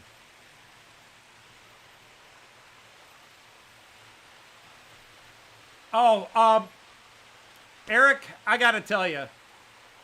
My German club, I taught German for most of the last 20 years of my career. But full-time the last 20 years of my career. I was almost 18 years, well, 16 years English, and then a couple of years I taught half-day English, and the German teacher at the school I worked at was actually a French teacher, but taught German as well, and found out I had a degree in German, which I hadn't spoken in 10, 15 years, because I had never been to Germany. And so I never really had a chance to use it other than at the German festival groups that I was a member of. And most of my relatives had died most of my German-speaking relatives had died by the time I was 15, 16. But anyhow, to raise money, we would go, and just to have fun, we would go Christmas caroling. And my students learned to sing in German. So we would walk around my neighborhood and sing in German. And a couple of times I helped the school choir and chorus and taught them some German Christmas carols so they could do them during their Christmas shows. Helped them pronounce the words, and also said, here are some really cool ones that most people haven't heard before, so you might enjoy these. The other thing my German club did was every year that I was there, 2002 to 2022, so 20 years, the last 20 years of my career, we did a show. My German club had to spend the year preparing a show, which would be in German except the show we did the last few years. But they had to do a show. And one year, because I was teaching my level 4s about the German writer Wolfgang Borchardt, who's my favorite writer in any language, Wolfgang Borchardt, and who was a German soldier during World War II, who got in trouble because he kept writing anti-Nazi things, even as a soldier. He got in trouble because he did a cartoon and wrote a little story that made fun of Himmler. And he got beaten up, put in prison, sentenced to death, and then a lot of the Germans that were soldiers that got in trouble, they sent them to the Russian front with the idea they'd get killed anyhow. That they don't want to be shooting their own guys because they needed them shooting the Russians. So his death sentence was reprieved, and he was sent to the Russian front where he was injured. While he was in the hospital, he wrote a couple of other things. And they tortured him and then sent him out to the Russian front again. Then the Russian front collapsed. He escaped, got rearrested, and then he was sent to the Western Front during the D-Day invasions and so forth. And he got injured again. And he wrote a very nasty thing, and they arrested him out of his hospital and dragged him off, and literally they threw him in a prison camp, a concentration camp, and he was sentenced to be executed, and the Americans liberated that camp like 2 days after he arrived. So he was spared. And because he was a prisoner, they didn't know he was an ex-soldier. So they let him out. They let him out. They thought he was a political prisoner. And they let him out. And he literally walked home from southwestern Germany to Hamburg, his hometown. And the problem is, while he was in prison, he contracted tuberculosis, which would kill him in a couple of years. But in the year and a half from the time he got home to Hamburg, he wrote all these amazing stories and just some very wild stuff, which I always loved, along with Heinrich Boll, because I read these guys in college. But I was introduced to Borchardt while I was in high school studying German. And I just fell in love with Borchardt's very unique style of writing. And my students did a show based on his writing, which got us a lot of publicity. It was a very creative show because my students took the writings of Borchardt and turned it into a show. And then we did other stuff. And then one year some students said, could we do this American movie but in German? And other students said that would be too much.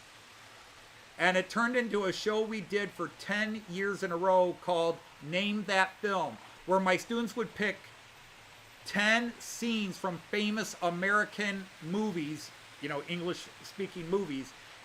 Anything from Monty Python and the Holy Grail to, it always became comedies.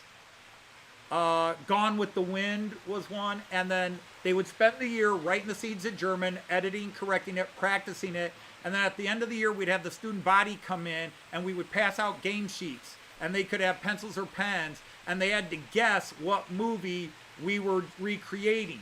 Sometimes it was easy, sometimes it was hard. But we did that for 10 years in a row, the Name That Film show. And then one year, the Bowsers, my German club said, do we have to do Name That Film again? Can we do something else? And we wound up, it was the only English language one we did. We were going to do the Grimm Brothers fairy tales, but we did them in English. But what my students did was turned it into a comedy, and they took all the the big fairy tales, from Peter and the Wolf to the Magic Flute and all the various Big Bad Wolf ones, Three Little Pigs and all that. We took all the Grimm Brothers fairy tales and we redid them as a murder story, as a comedy. And oh my God, that was so popular. We got asked to do it for the German American Festival and our international festival. So we did it on stage, and it was hilarious. I should probably go back and see what people are saying. Oh, right, the guy that ran through the wall. Yeah, what they don't tell you is the people who got shot for that.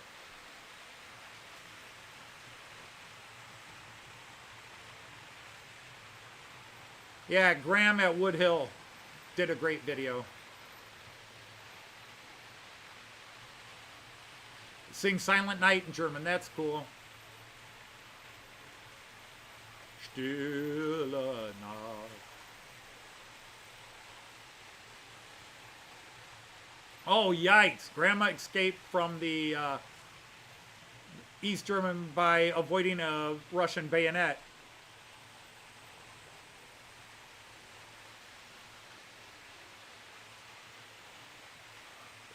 Hello, Sir Andy of Puff Candy Dobson fame. No, Raymond, what we did is we decided the character, because there are so many of these Grimm Brother fairy tales where the main character is Peter. And that goes back because in the Middle Ages and into the Renaissance era, there is this character in German folklore. Oh, what happened, fella?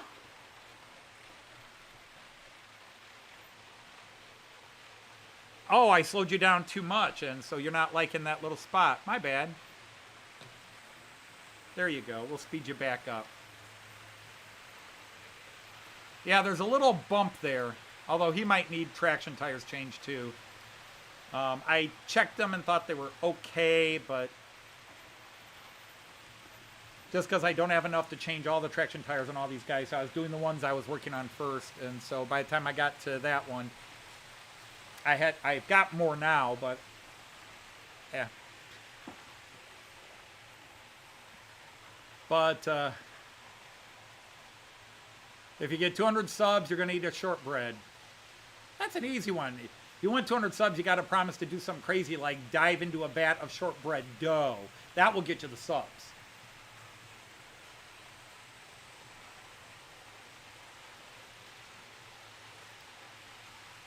But, yeah, it was...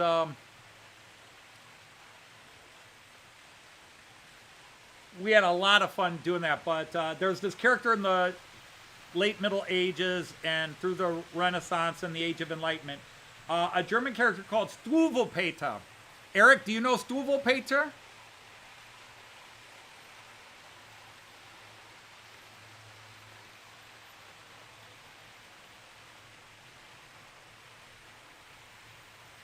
Where is my Struwwelpeter book?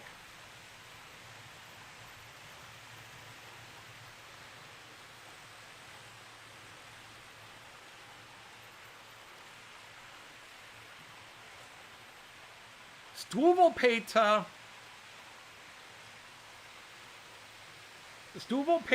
is a, well, obviously fictional character, but he was a figure in stories to teach children proper behavior and morality, and in the 17 and 1800s, he eventually even cleanliness. Okay, you know Struwwelpeter. Struwwelpeter had all kinds of bad habits, and he had to learn how to, he didn't comb his hair, he didn't cut his hair, he didn't cut his fingernails, he didn't bathe, he did all the things good children shouldn't do. And so he was always used as a character to teach kids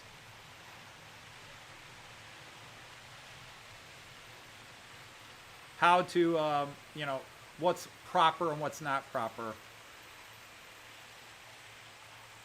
Oh, you're cleaning up the basement, just saw you. Hey, Kieran, great to see you. You just saw yours, yeah.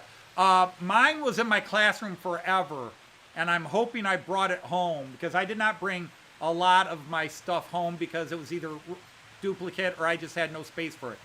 Over the years, I inherited hundreds of books in German from anybody that knew I was German. They're like, well, we don't know anybody else who's German. So I've got my grandmother's German church hymnals. I've got those upstairs. Those never went in my classroom. But from St. Hedwig's Church here in Toledo, but the hymnal book all in German from when she was a kid. And so anytime somebody had German books, I was who they thought of. And so over the years, I amassed hundreds of books, of which when I became a German teacher, I said, oh, here's a great place. I'll store them in my classroom. And I had favorites. Some that I would use to teach my kids, like I would show my kids the Struwwelpeter book and, show the images of Struwwelpeter and read some of it. But when I retired, and first of all, the year I retired was the year I went to the UK for the first time. But literally, our last day of work was May 28th, and on May 29th, Joyce and I were on a plane to the UK. And I announced I was retiring, and I had spent the year taking out my personal stuff that was especially mine, so that by the end of the year, my walls in my classroom were bare. I had taken a bunch of books home, and they came into me like the last day, like right after they had the retirement party for the 4 of us that were leaving that year. And they said, yeah, you need to get your lockers cleaned out. And I said, I was going to leave that stuff there for the new German teacher. And they said, oh, no, we're canceling the German program. We're not going to bring another German teacher in. I kept asking these people all year. And they're like, oh, we're still looking. We're trying to find the right candidate. You could have said then you weren't going to replace me, because what I would have done was retired 2 months earlier and forced them to bring somebody in. But the principal wanted to cancel the German program because she didn't see why anybody needed to learn German anyhow, even though I was actually bigger than the French program and almost as big as the Spanish program. And I had brought a lot more positive public media attention to our school with my German program than any other program in that school. Not the honors program, not the sports teams.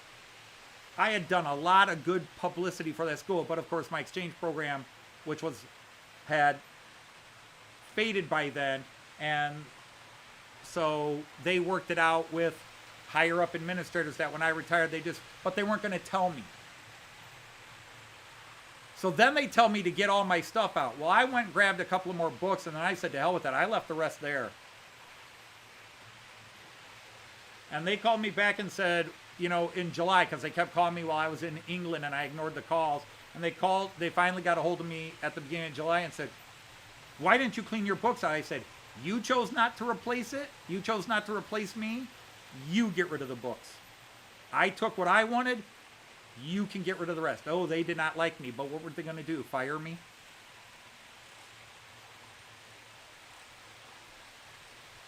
Hey, Dirk, willkommen.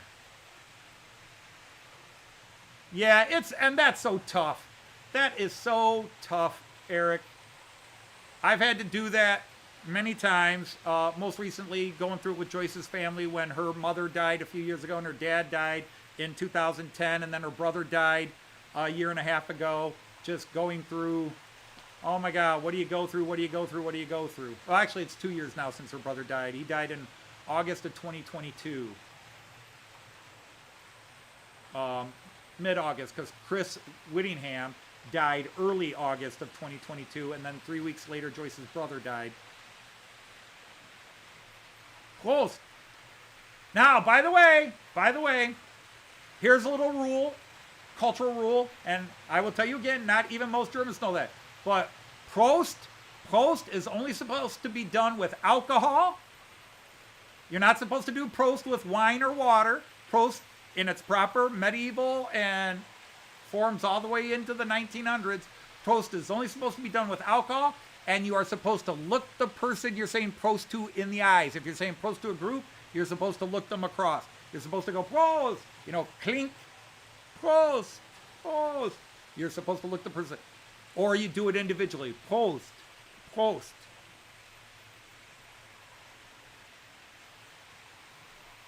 Christmas present for your sister. Yeah, she'll like that. Here's all the stuff I got out of my basement. Would you like to put it in yours? Kronbacher is a good beer.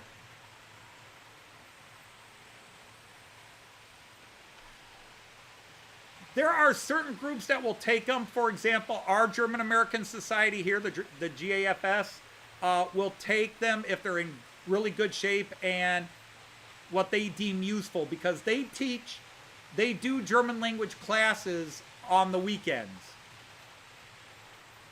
I toyed with the idea of going back to the GAFS, although it's been a few years since I walked away, of going back to the GAFS and volunteering to teach the introductory German courses. And they offer two. They offer it for kids under 16 and adults over 16.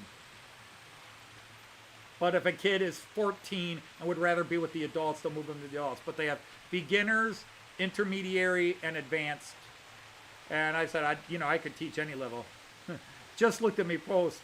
I don't have any alcohol here. Cheers.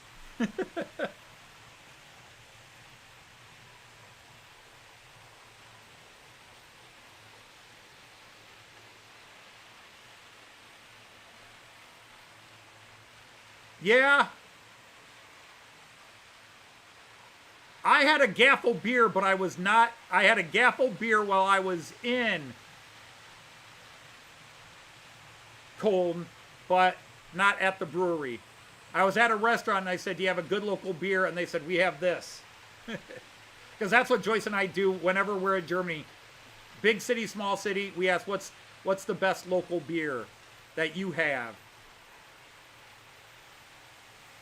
Paper magazine, action, and love stories. Yeah, gotcha.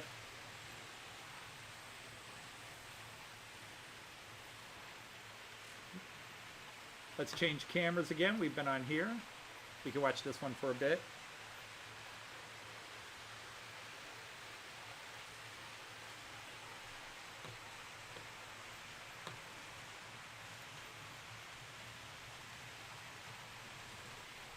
But it's been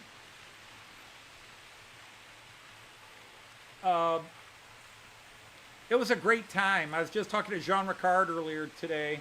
Hope me naming him didn't wake him up, but I was talking to Jean Ricard earlier today, and you know, I talked to him last week or so about, you know, I had taught at this one school and I was really happy at that school, really enjoyed it, and then I moved on, and then I went to a school where things were, you know, it was a tough school. But I said if I hadn't done these changes, I would have never gotten into model trains. I would have never gotten into, I would have never traveled to Germany, because at least at that time, I mean, in the later years of my career, we probably could have afforded to travel to Germany. But for many years, Joyce and I couldn't afford to travel overseas. But we got to travel overseas because I was the leader of an exchange program. So we could get grants, and we did money to reduce airfare. And we stayed with people over in Germany, so we didn't have to pay, in most cases, room and board. We could go out to dinner or go buy lunch, what have you, but we had a place to stay, so it was free room and board. So all we had to do was pay for part of the airfare, because we did a group. We got a group discount, because it'd be Joyce, me, and anywhere from 12 to 18 of my students. So we could travel very, very cheaply there. So we would raise money to do, to help reduce costs, but also to go on field trips. Like, we lived in Delmenhorst, so we would study German history. We'd go down to a town called Goslar and learn about both the early, the Salian dynasty, we say in English and German, Salia dynasty, based in Goslar, that ruled in the 13th and 14th, no, I'm sorry, 11th and 12th centuries. And we would go to Osnabrück and talk about the 30 Years' War. So I'd use different cities to talk about different time periods in German history. And then, of course, we'd go to Berlin and talk about the Nazi era, World War II, and the division of Germany, the Berlin Wall. And we'd go visit the Berlin Wall sites. And talk about the memorials on, like, on the fencing around the Zollgarten, where they have the white crosses in memory of all the people that were shot trying to cross the Berlin Wall, trying to escape East Berlin. So each city we went to, we talked about different eras and parts of German history. And the nice thing is, I often, for example, I used to get us free school group admission into the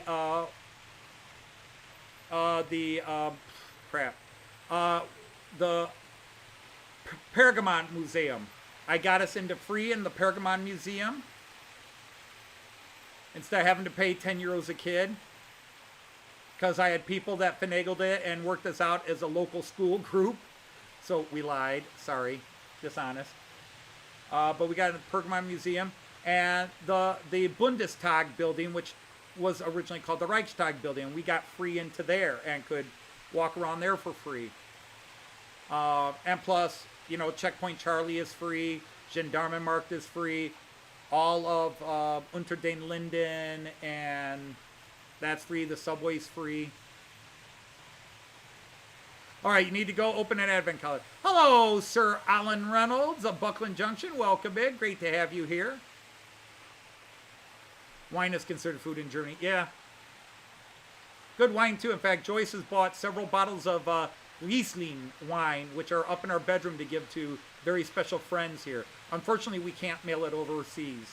But Joyce likes her German Rieslings. And not American California imitations, actual Rieslings.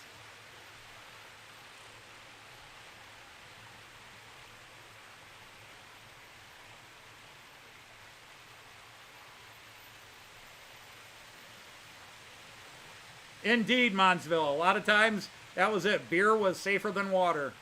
Except talking of the city of Goslar, a tragic story there, but it led to the famous German purity laws of 1591.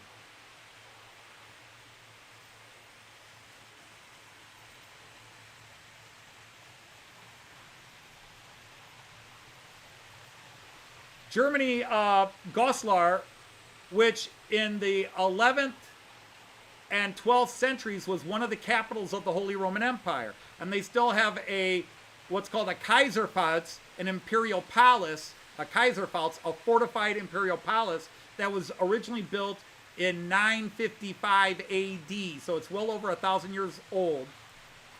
But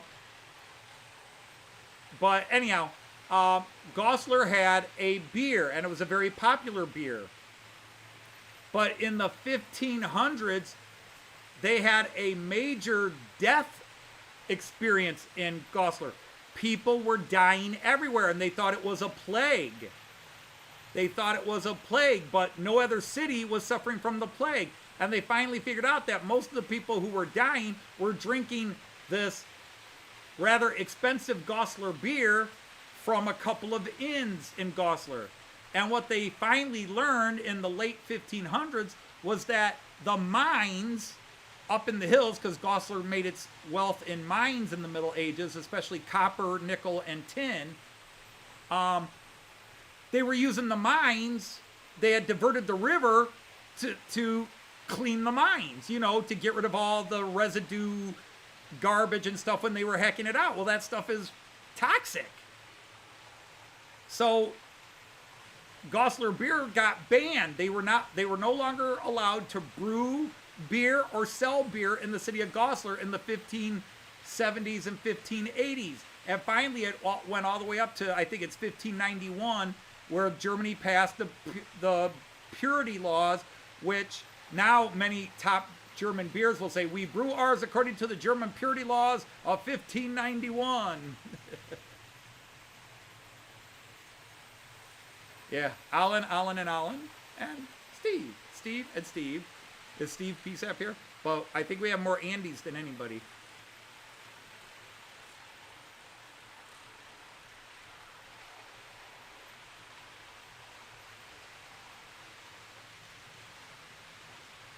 Yes, Andy, I will be doing Steamer Palooza 3. 2 weeks from tonight, December 20th. Steamer Palooza. And for the first, or is this Palooza 4? This might be Palooza 4. I don't think I called the first one Steamer Palooza because I only had 2 steamers.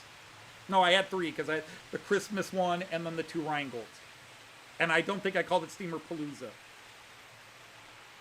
So it'll be the 4th time I'm trying to run, but it's the first time I actually have more steamers than I have space for.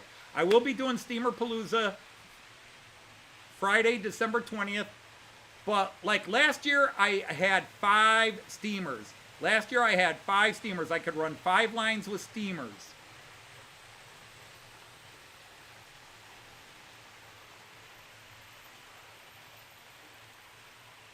No, I had the flying.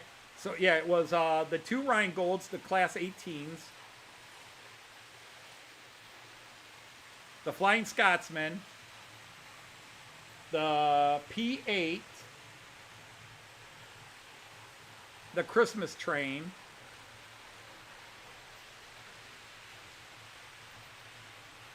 And the BR50 last year. So I had 5 running above, and then I had the Mallard running below. So I had 6 running, but I could only get 5. So that wasn't a problem deciding, I could run them all. I could fill almost every lane except the inside lane with steamers. This year, I have more steamers than lanes. I don't know what to do. I've got 3 Class 18s. I've got the BR24, the BR50, the Flying Scotsman. Which other ones do I have? I know I'm forgetting somebody. Did I mention the PR8 again?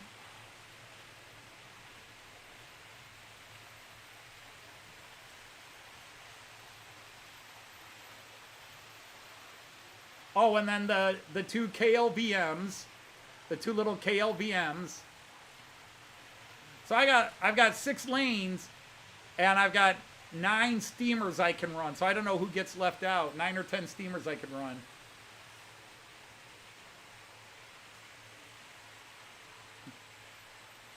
Hey, Sir Mike of Trackside.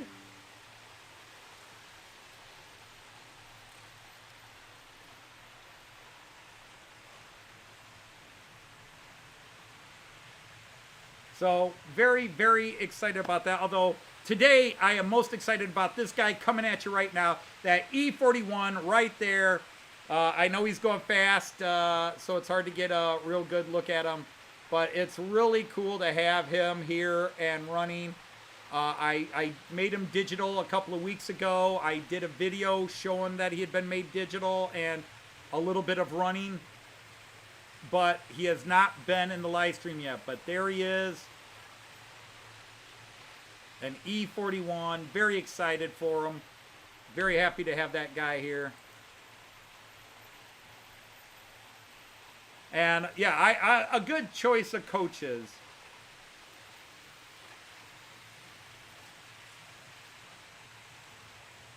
TGIF, indeed. Thank God it's Friday. Now, for me, there's no difference. I'm sorry, it's not meant to be bragging. There's no difference Monday to Sunday. They're all the same. My days are simply, when do I have Cayenne, when don't I have Cayenne, and when do I live stream, which is usually once a week, but now it's twice a week that I stream.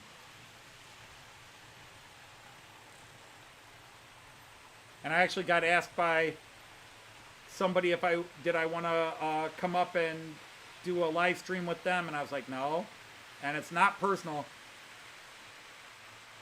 I just twice hosting a live stream is more than enough for me. It's not a lot of work. Well, it's not a lot of physical work. It's a lot of mental work. The only work I do for this live stream is I change my trains. I park the high speeds over in the high speed parking area, and then the basic ones that go in my drawers here, I just take them off. That go in the cabinets down here. Go in your drawers. Is that a Union Pacific big boy in your drawers, or are you just happy to see me?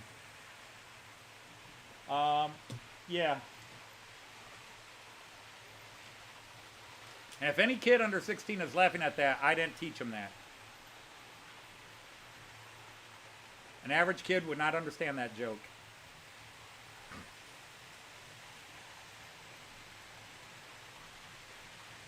Yeah, what time of day should I get up? I don't have a choice with that. Joyce always tries.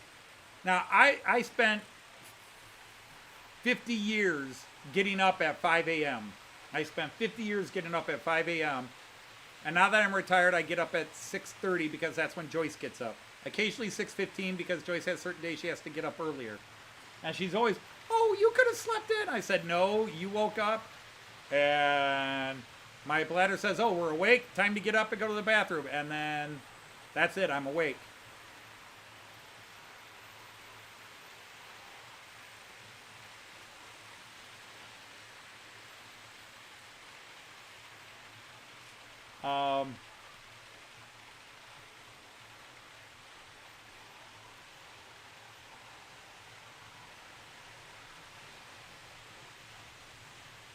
Yeah, I remember my late friend Dean telling me, because he retired about 3-4 years before he died, he said, Anthony, when you retire, make sure you got a hobby.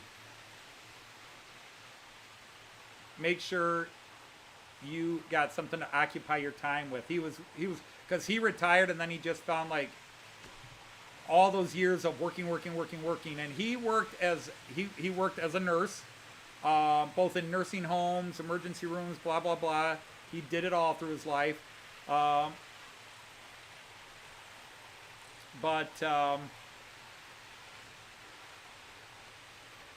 attendant, they could be called in some places. But yeah, when he retired, he just felt like, oh my God, what do I do? Because his wife was still working. Deb was still working. And so he had a lot of free time, and he was bored because he didn't have a lot of hobbies, that entertaining yourself sort of hobbies. And I'm the opposite. I have been playing video games for the last year. It's why I'm not working on my layout. I'm reading books I haven't had time to read, watching movies. Because I'm content to sit and watch or read. Joyce wouldn't be. Joyce is the one I worry about when she retires in a couple of years. But my thing is, I worked plus 6 years. When I signed into my occupation, retirement was in 30 years. And then they changed it to 35. And then by staying on an extra year, as I did, it altered my retirement benefits. I don't want to say drastically, but noticeably. Because the way our retirement system was done was that based on how many years you taught, and the people that had less than 25 years when they changed it to 35, you had to go to 35. You had no choice. You had to go to 35.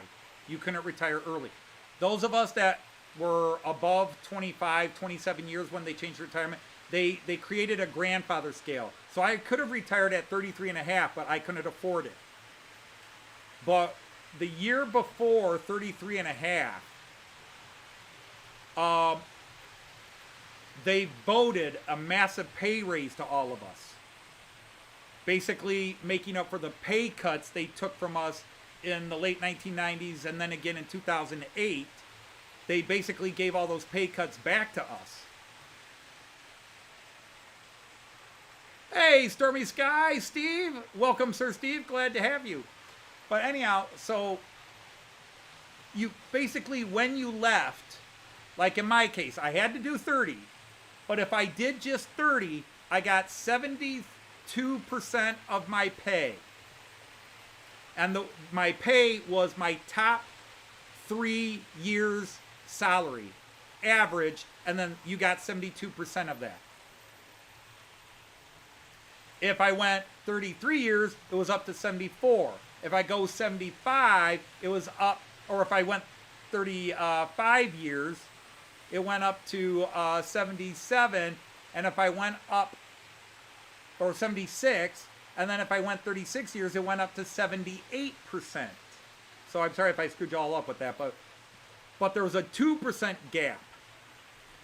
But also, that gave me 3 years with the new pay raise at this really, my pay didn't double, but it went up about 35% my last 3 years. And between all of Joyce's stuff and my stuff, her pay raise, my pay raises, yeah, we went up about 30% total in pay raise, but we went from living hand to mouth to, we got money to spend. And but you get 78%. I got 78%, and if I stayed 37 years, it went up to 78.5. And then if I did 40 years, it went up to 80%. I wasn't going to stay 40 years. But anyhow, the thing is, 17% of my pay went to the retirement every year.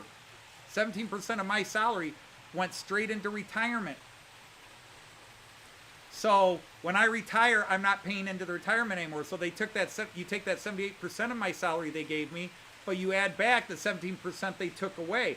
I'm making, and I'm sorry, this is bragging, I'm making 95% of what I made my last couple of years teaching without having to work. I'm making almost the same salary now as I made before I retired. 95%. Now the big killer is when Joyce retires, we go off the union insurance. And then our insurance bills will skyrocket. But we'll have our house paid off. We'll have the new roof job paid off. We should have the garage and driveway job paid off in the next couple of years. So by the time she retires, what we have to pay in private insurance is covered by what we have to do, or what we save by not having a house payment, not having these loan payments.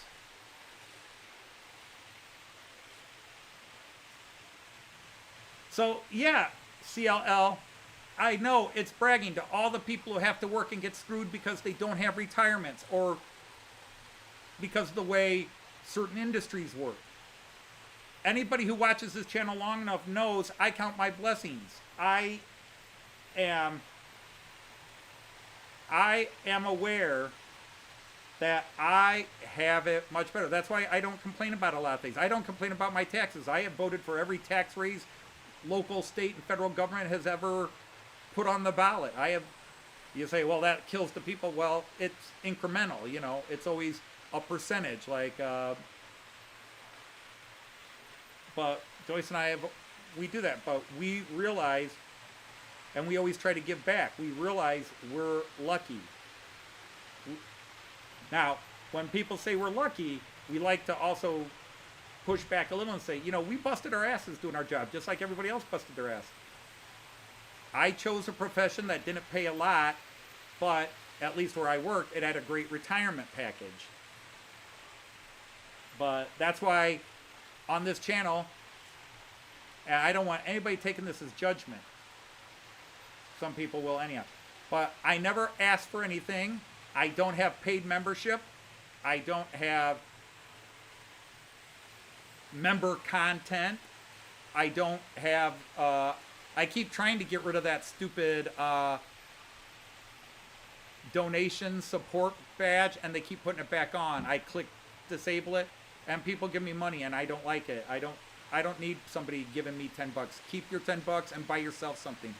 Keep your $20. And for the channels who do that, that's fine. It's not a criticism.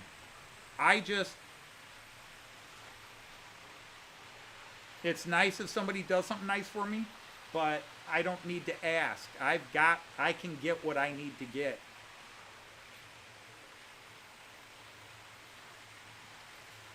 Oh, you just retired. Well, congratulations on making it.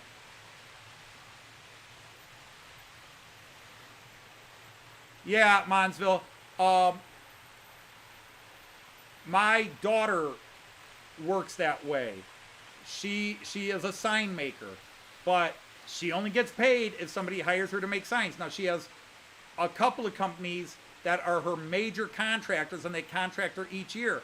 But she does the job, and she can spend months doing it, and then she'll get 2 paychecks.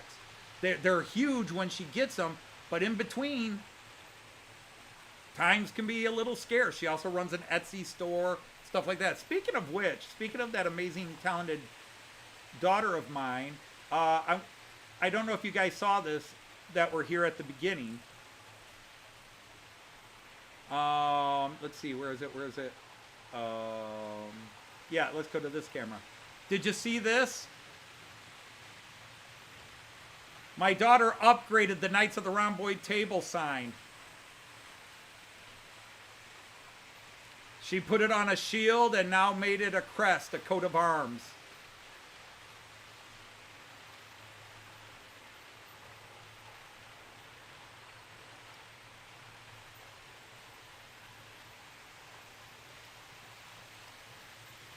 And if I zoom it out, you'll see that she did more rhomboids. So there's rhomboids up the spine and down the spine, smaller ones at the top, bigger ones at the bottom. So it's 3 and 3.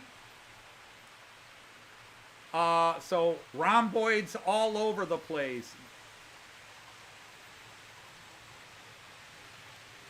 I can't tell you how tickled I am with that.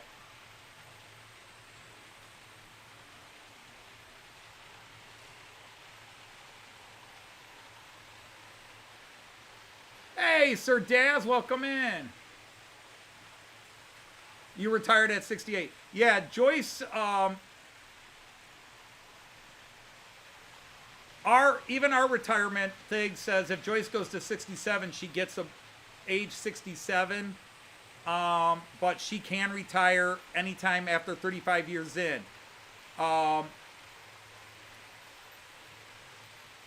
this is year 34. So technically she could retire next year, but she wants to go to 36, at least 36, and get that little 2% bump up.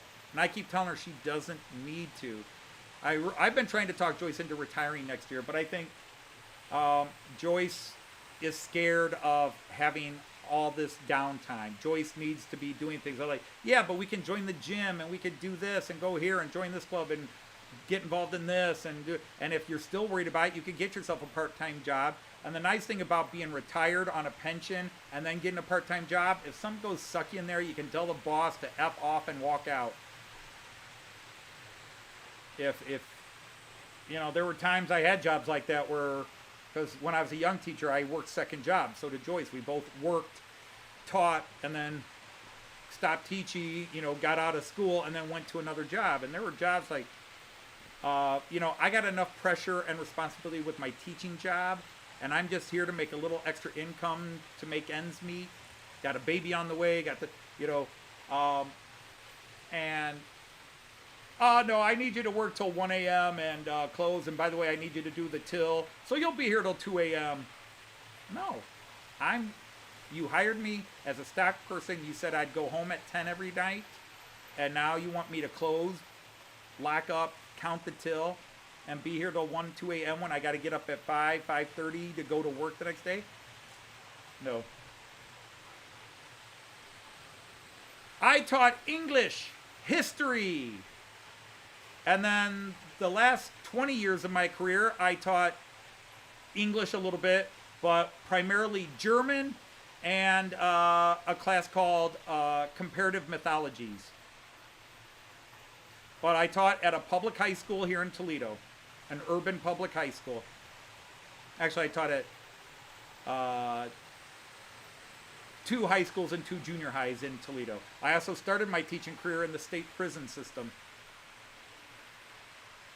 My first job as a professional teacher, I worked in the Department of Corrections, the Ohio Department of Corrections. I taught at one of the prisons. Where I taught in the Department of Corrections has special prisons for 16 to 20-year-olds that were convicted. They were bound over, as we call it, which means that even though they were under 18, they were under the age of majority, they were tried as adults and convicted as adults. But they don't want to put those young boys into the meat of the prison system, so they had separate prisons for them, and they had high schools. So these kids, and they had high schools in the main prisons too, as well as colleges, so they could work on their GEDs. And any work they did in the prison would then be sent back, records would be sent back to whatever their high school was to show that they were in school and working. The problem is we weren't following we couldn't follow the format that whatever school they came from, because each school has a different, you know, even in Toledo, if you go to this high school and that high school and you're in second year of high school here and second year of high school there, the teachers are teaching different novels, they're teaching them in different orders. There's the state mandate what they have to learn, reading, writing, below, and there are certain books you have to choose from to teach from, but each teacher can pick which of those books they're going to use that year. So there's no way you could try to keep up with the 20, 30, 40 high schools these kids come from. And they weren't just from Cleveland, which is where we were living and where I was teaching. They were from all over the state of Ohio. First class I ever taught as a paid teacher. As a full-time paid teacher, I was 22, was about to be married. Actually, no, by that time I was married, because I had to go to state training. We had to do 3 months of training down in Columbus, Ohio, where I had to study psychology, prison psychology, self-defense, law. We had all these courses we had to take before we could start teaching, and then I got assigned to Cleveland. Oh my God, I've been on this screen for too long. You guys need to yell at me and say, show trains.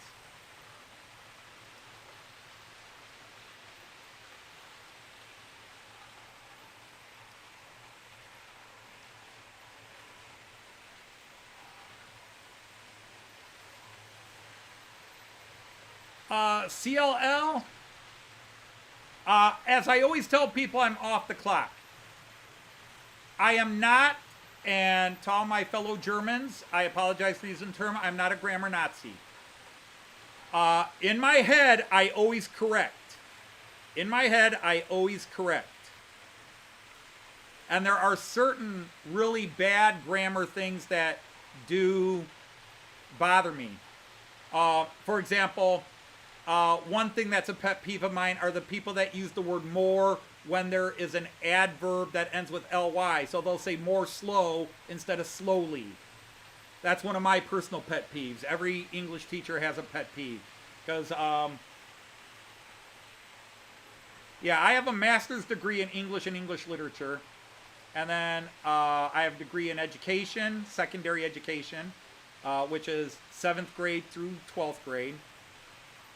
I have a degree in German and German education. And then I have a degree in linguistics. So master's, bachelor's of English, master's of English,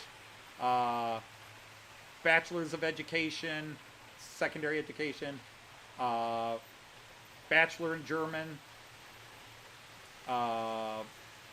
bachelor in history, and bachelor in linguistics. And then I had to take a whole crap of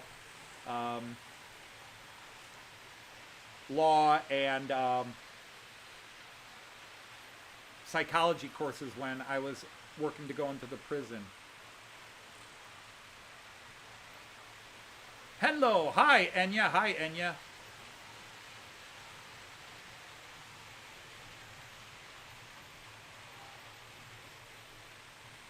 Oh, you accidentally hit the incognito mode.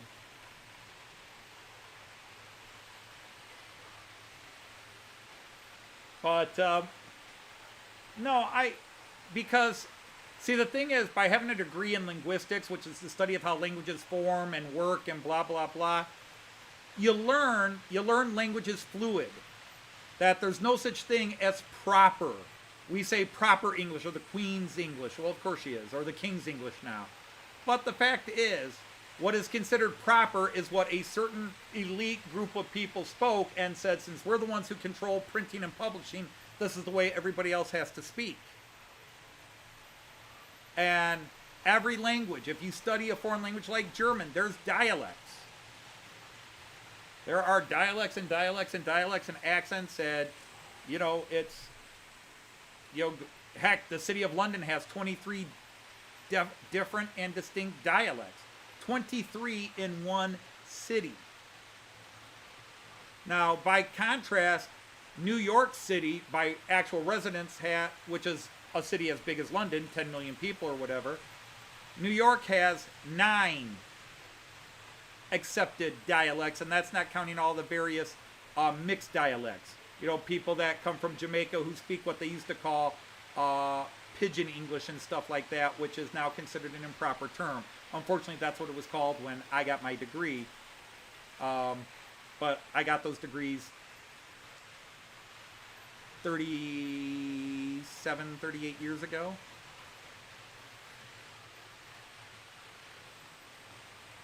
Oh, I would not. Oh, I'd be scared to be flying. Those storms going. Big storm. We're going to have to divert the flight. Where? Iceland. Now, Joyce would probably go, oh, cool, we can see Iceland.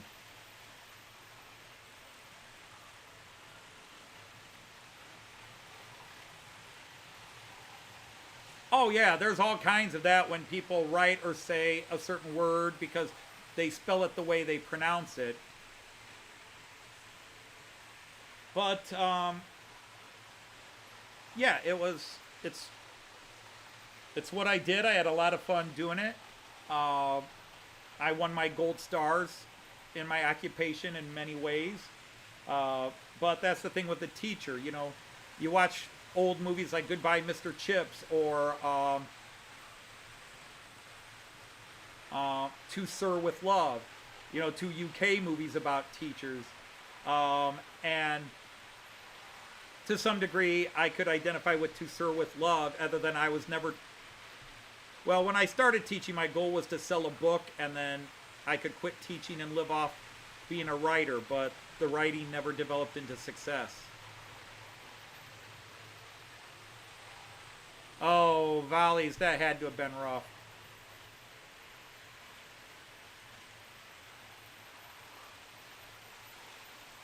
Yeah, Dirk, that's possibly true. That's possibly true.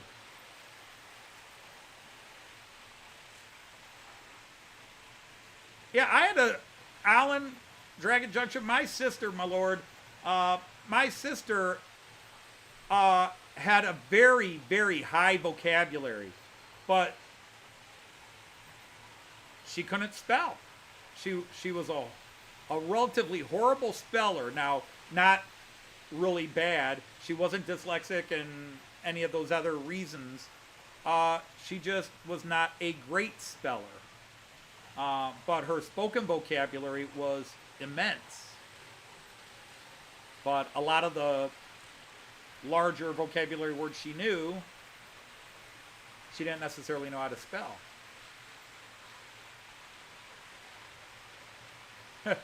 Artie might be in lax because he brings bad weather with him.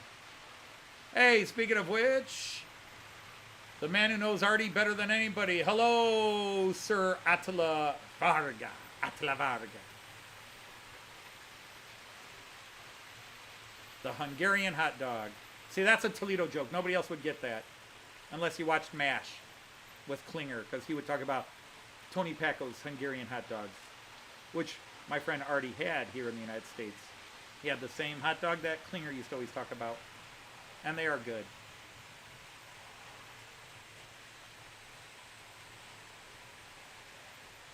Well, that was just it. I was an excellent speller. My typing gets in the way of my spelling now. I'm constantly inverting, or my brain is thinking one word and my hands abbreviate it. My typing, because of my hands, has gotten really bad the last couple of years. But I had a very active vocabulary. I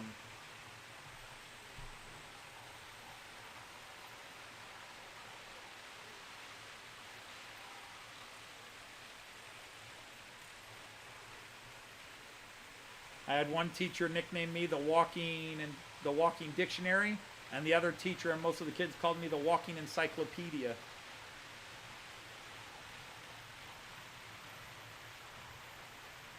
Attila, there you go, bragging about size again.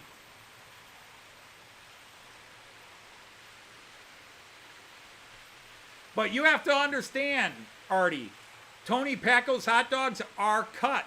They're not the full size. When you get a Tony Paco's hot dog, it's actually cut in half and half. So it's really a quarter of a Hungarian hot dog. If you never notice it, it's when you eat a Paco's hot dog, it's actually a quarter round. Actually, a half round.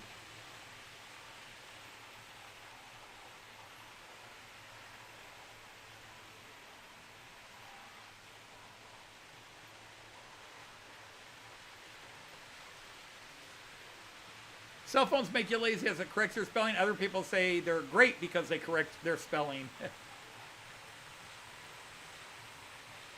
My students, now, granted, in a few rare cases, I was called some pretty rude names to my face. Usually, I followed it up by saying a few rude things back to the student and to their parents. Which is why my gold stars started disappearing towards the end of my career. Because I wouldn't take crap from parents. When they came in to defend their kid and their kid was in the wrong, well, now I can see where your kid got being an idiot from.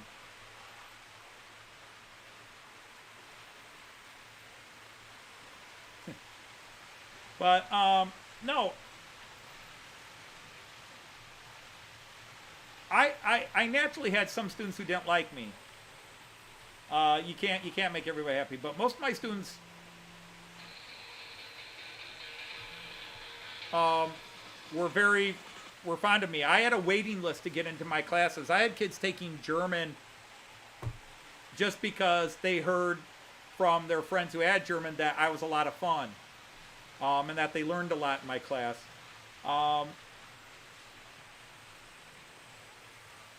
The only kids I really didn't necessarily get along with, or that I had problems with, there was sort of a consistent nature to them. They were kids that either because they were star athletes or mommy and daddy were somehow important, that they felt they could skate by, that they could skip my class or they could refuse to do the work and then show up on the last day and say, well, I know I missed a lot of your class, but you have to give me makeup work, or my mom and dad will call the school board and complain.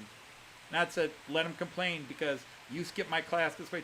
I had a kid who was the star quarterback, which is the most important position in American football. He was the star quarterback on our football team my last year, first semester. He only showed up for 3 of 45 of my classes. 3 of 45.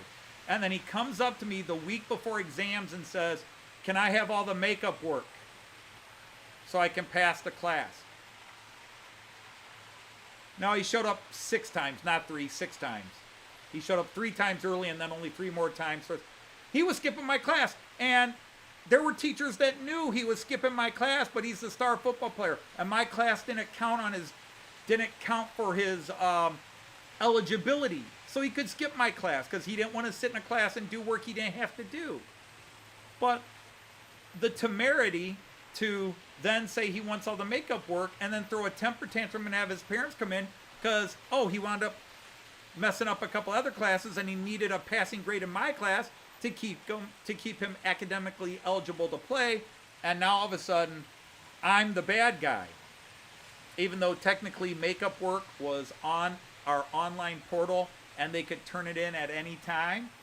But once exam week's here, I normally let kids turn in makeup work, but he was told no. Because I'm not accepting it exam week. You have to turn in your makeup work last full day of classes. You don't show up to me the day before the exam and then say, did I do all the makeup work and turn it in? And plus, he was so stupid that he could have turned it in 3 days earlier and gotten credit for it just by having a friend copying it. I still would have flunked him for attendance. But that was just one of the things. I flunked him for attendance and no work turned in. But yeah, it's those type of kids. Kids that feel like they can fluff off your class and then expect you to give them every break at the end. I give kids breaks all the time as long as they work with me.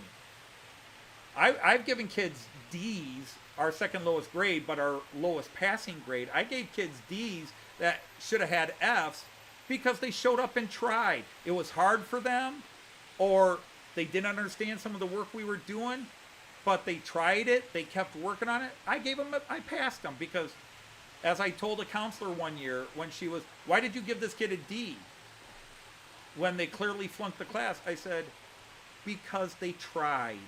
They tried. But you passed them when they should have failed. I said, it's German. Okay? They flunked German in this case. But they were trying. Every day they tried. They turned in every assignment. It just wasn't good. But they tried. And it's not like anybody's going to see they had a D in German and expect them to know German. People are going to say, oh, you got a D. You don't really know anything. So the difference between a D and an F in that case didn't change anything other than the kid passed the class when he thought he flunked it. All right, bye, Kieran.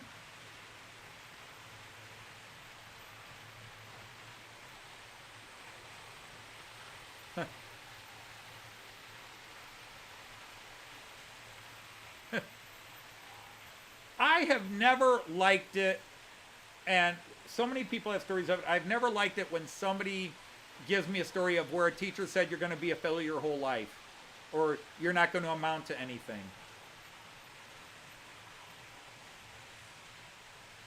You don't say that to a teenager. You don't say that to a kid. You can tell a kid you need to find something you can latch on to. Otherwise, you're going to struggle in life. Or you're going to win the lottery. But you don't tell them you're not going to amount to anything.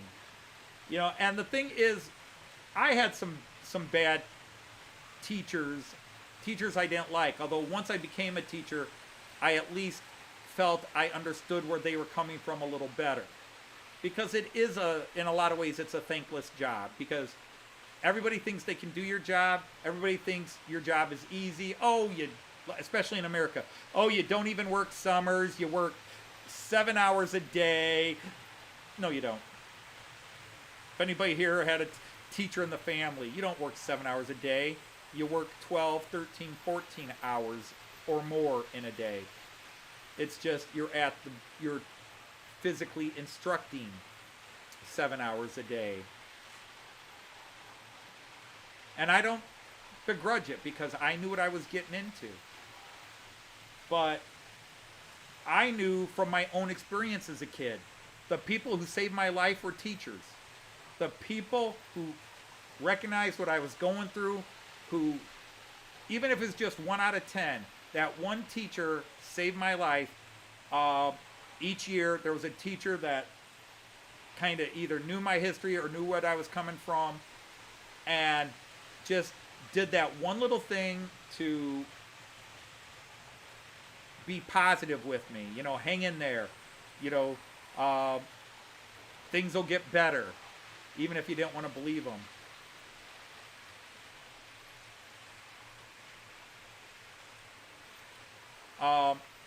And so I had, from a very early on, I knew that I might be the only person that smiled at a kid that day,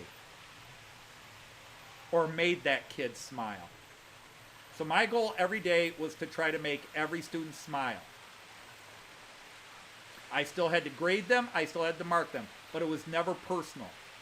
It was never, I don't like you, so you're getting a bad grade. I have told kids, you've been a pain in my butt, but you do good work.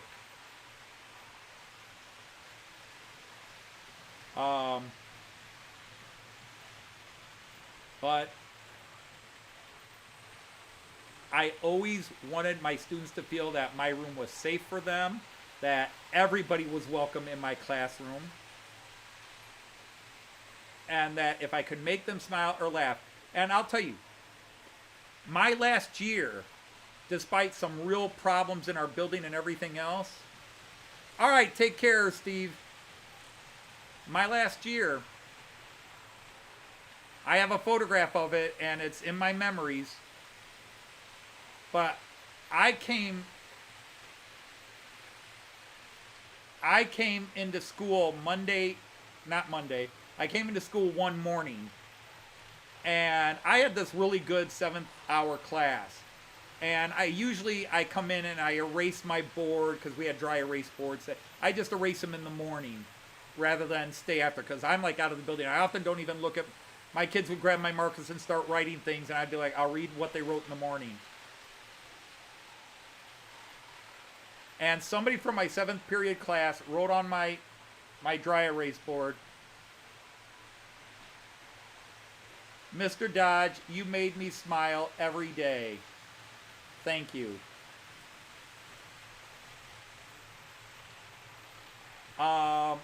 And yeah, stuff like that gets to you, because, and I've got letters from former students, stuff on Facebook, stuff here that I still keep, the impact I had. Somebody is now a teacher. I just got an email 2 weeks ago from somebody that's a teacher, and they said, "I remembered when you taught me years ago, and you're still the teacher I try to model on. The things you said in class, when you talk to us outside the lesson about caring for people and trying to, always be a positive for people." She said that stayed with her, and so,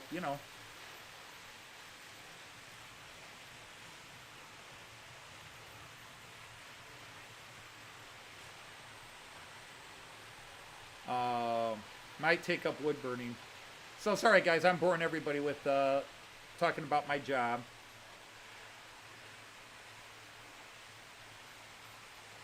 But once again, see, this is Joyce. Joyce normally gets home 4:45, 5 o'clock on Fridays. And once again, she's late, because she has to stay after on Fridays now, because there's just so much stuff they got to get done before she can leave.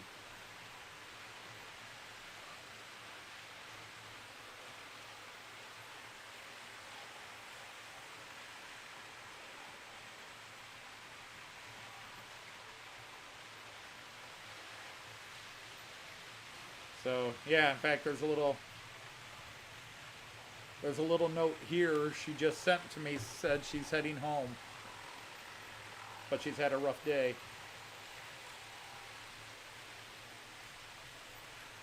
But yeah, it's just gotta film some video. Yeah, that's what I was wondering. That's why I looked at my phone and noticed I missed a message from her a few minutes ago where she said she's on her way home, but she's had a rough day. So yeah, normally she's here at 5 o'clock because, you know, she still teaches. But yeah, this year she's later than ever. And the older she gets, the later she is. And it's not slowing down. It's all the paperwork that the bureaucracy keeps adding to the job. When she was a younger teacher, she'd get home 4:30. Then about 10, 12 years ago, it started being 4:30, 4:45, with some days being 5 o'clock. Now it's 5:30, some days 6 o'clock before she gets home. Well, the problem is we'd have to set something on fire to relax by the fire. We don't have a fireplace. We want to get one of those fake heaters that looks like a fireplace.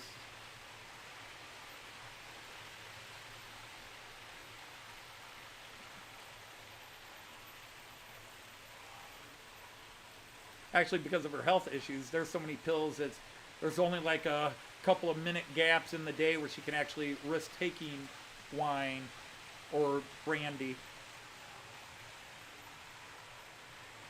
Paperwork not like it used to be. Well, I mean, you're still grading papers, but the government now, the various levels of government demand teachers fill out all this paperwork because it's all stuff to make it look like we're showing those rotten teachers who's boss. We're making them work to prove that they're quality teachers. It's like, all you're doing is taking away our time from grading papers and preparing lessons. Oh no, we have to do all that too. You just have to stay up, stay at work later, stay up later. She's on her third partner this year. 5 in the last 2.5 school years. She worked with one teacher who retired, and then a young teacher came in last year and then moved to another school, and then she's got a teacher that she met over the summer and they were going to work together, but that teacher has a bizarre situation where her husband is stuck in Abu Dhabi, so she took maternity leave for a year and she's in Abu Dhabi, and so they hired a substitute, a replacement teacher, until that teacher comes back. That teacher went 2 weeks into the school year, 2 or 3 weeks in the school year, and then quit. So now they've got a substitute of a substitute for the replacement. And that person's never been a teacher in their life. They're a retired accountant who became a substitute teacher because they thought they could help. And now they're finding out what it's like to be a real teacher. Oh, it's not that easy. Hey, Sir Graham from Leamington. Just finished watching I'm a Celeb. I'm a celeb. You're a celeb. We're in Railway Modeler magazine. Our names aren't, so are you a celebrity if your face is in a magazine but they don't put your name? Not that I care about my name. The problem is, the way I look at it's like Inver Magazine or Inver Layout, which won 1999 Best of Show, and then there's me, Joyce, Mark, Donegal Dad, Andy from March West Junction, Graham, Pete Jackson, and Christopher from Sakura Densha. So we're all standing there, and in some ways I feel like the magazine makes it look like we're the ones who operate Inver or own Inver, that we're part of Inver, and only Mark Donegal Dad and I think Andrew McDonald are, because it's a in-house layout. It's a Warley Wake layout. And I just felt like if I was somebody who owned or operated that layout, and then there's this picture of Americans talking about my layout, I'd be like, what the hell?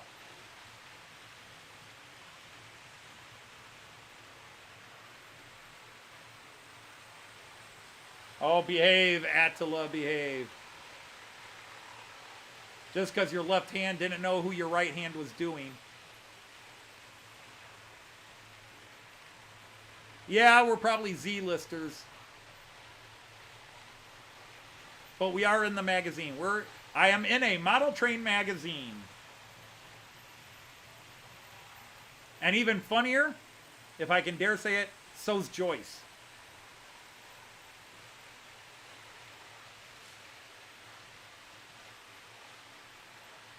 And, you know, Andy is from Warley and runs the layouts, builds layout. He's got this great channel, does his stuff. Mark, the Uncle Dad, knows his stuff, deserves to be in a railway modeling magazine.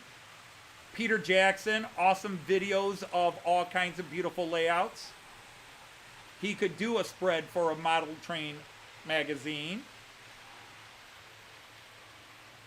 Graham has done building and stuff like that. And then here's this schmuck that runs German trains on a 3-rail going, hi there.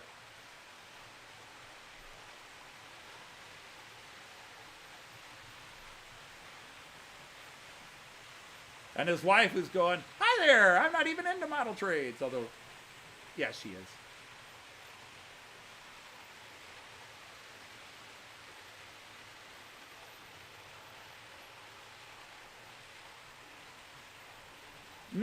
No, Andy, no. The closest I came was Peter Jackson teasing Joyce and me. I don't know if somebody was in on the joke. Peter was in on his own joke, I think. Where, you know, everybody knows I'm always talking about, I want to be recognized. My little ego would like to be walking through a train show and just an ordinary person, not somebody who knows me, is a friend on YouTube like Peter is. Where they walk up and go, hey, aren't you the Model Train Outsider? Yes, I am. Oh, cool. I love your channel. My luck, if that happens, somebody's going to go, your channel sucks. Yeah, but you know it. You know, let's go back to Johnny Depp. You have to be the absolute worst pirate I've ever heard of. Ah, but you've heard of me. But you have heard of me. All right, good night, Mike. Thanks for hanging out with us for a bit.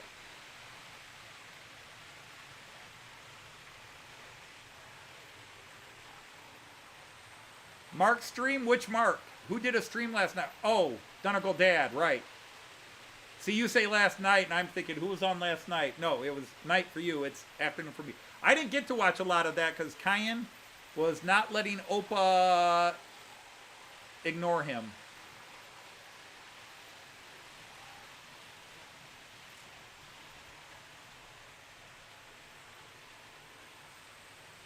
Welsh guardsman with the regimental goat. Oh, so it was a dating picture. No, I'm sorry. All right, Von Don Eisenbahn. Dinner in Milwaukee. That's early dinner, isn't it? I don't know. Joyce and I both grew up in families where dinner was 6 o'clock, not a minute late. And if you weren't home for dinner at 6 o'clock, in fact, 5:55 to get your hands washed, my dad let you know about it, and not in a nice way.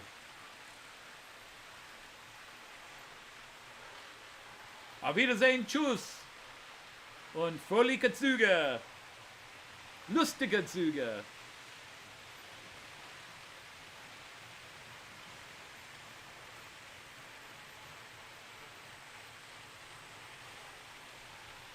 But where was I going to go? Oh, yeah. Facebook. Oh, Maverick sent me something. Hey, Mav, what's up?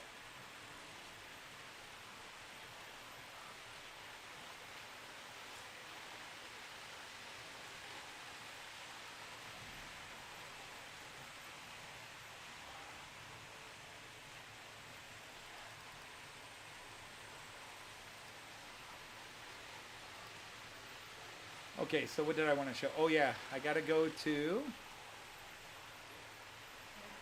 Hi. Where's it at? Where's it at? Dean Robinson. Andrew McDonald. There it is. Don't want to give out his address.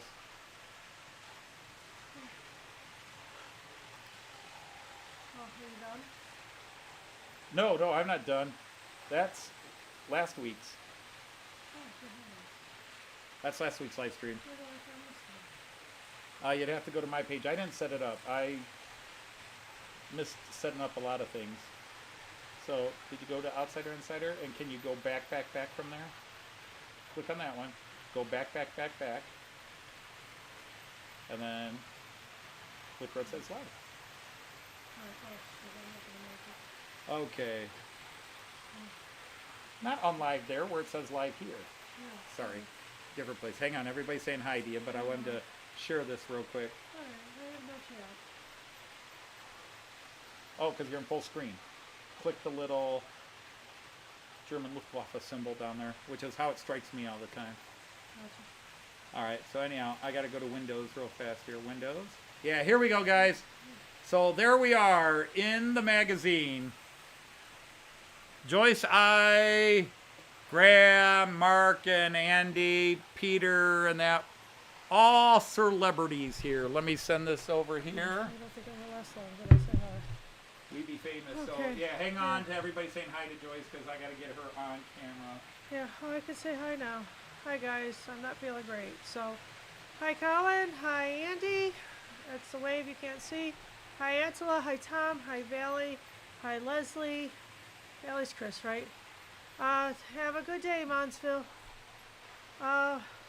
Okay, you too, Andy. You take care. Who's taking off? Monsville. And Andy. 81E. Andy 81E. Okay. All right, take care, guys. Yeah. So, hello, Alan. Hi, Andy.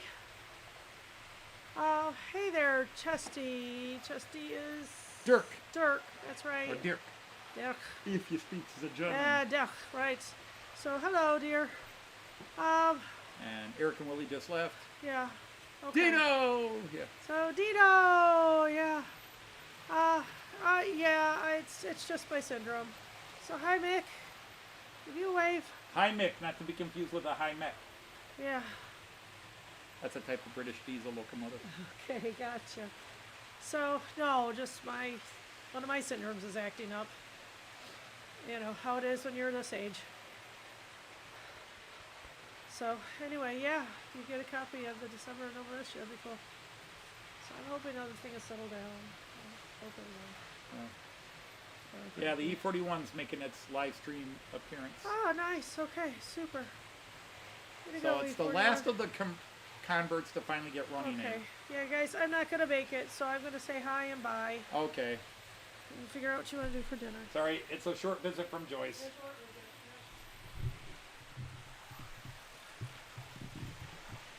Sorry about that, guys, but yeah, she's not feeling well.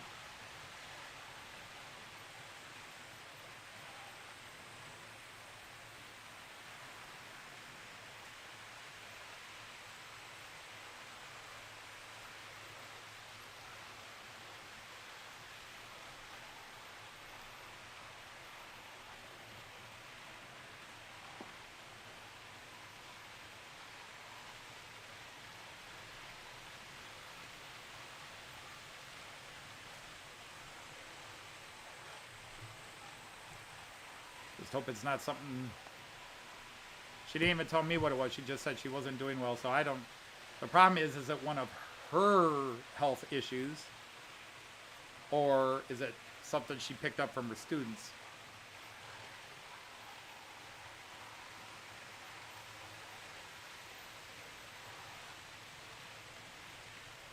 That's why Joyce is a trooper, because...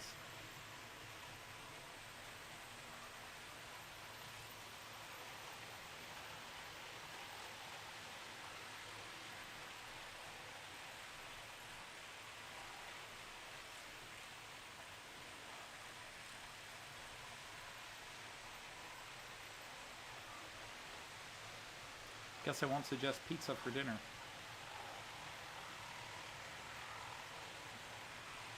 Oh, sounds like somebody is derailed again. All right, what's up with ya? You crazy Olympics? Is this, you think the Olympics are over so you could just not work?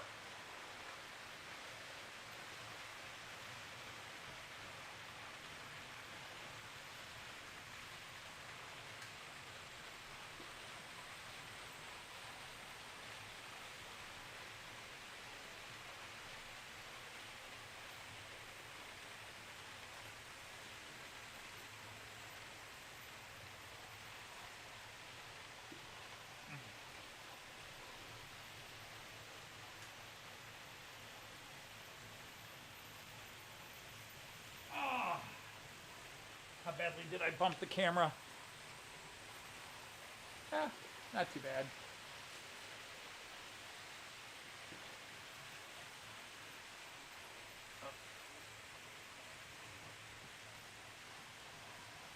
Much better. Maybe not. Much better. Okay. So anyhow, there it is, there it is. Winds are up to 45 miles per hour. We were supposed to have a really nasty blow through here, and the winds didn't quite get as high as they predicted. A couple of days ago, so that might be what you're getting.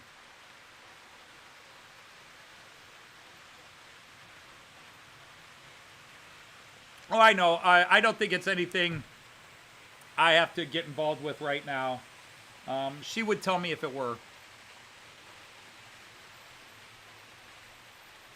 So, and that's the problem. Joyce has, you know, which she doesn't want discussed publicly. She has a couple of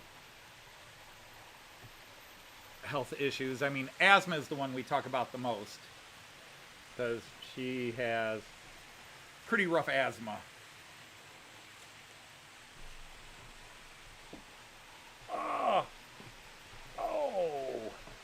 Come here, you. Why are you tipped over? Did anything fall out? Maybe the cat knocked you over. Something fell out back there. Okay. Yeah, well.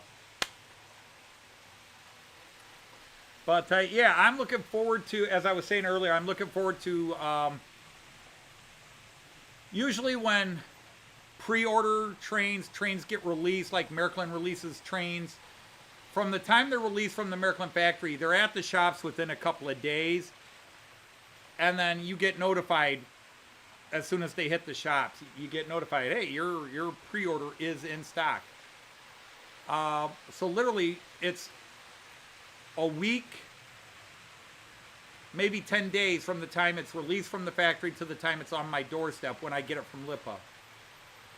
But that same train, if I were to buy it from a shop in the United States, it might not reach the American store for at least a month, and usually more like 2 months before they're available in the U.S.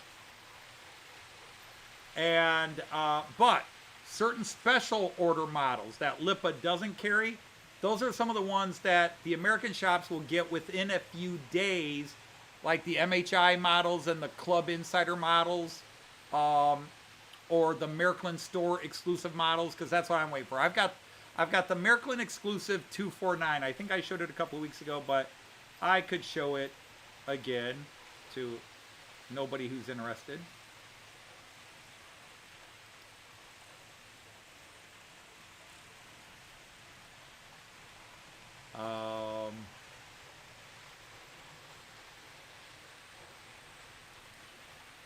Let's go. Märklin 39299.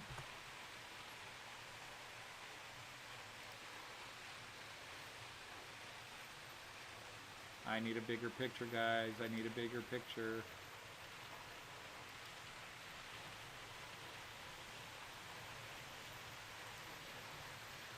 Dudes, come on. You could do a bigger picture than that.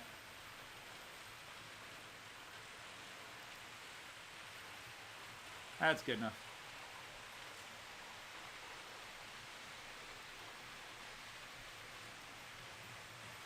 All right, so here we go. Oh my God, spam calls.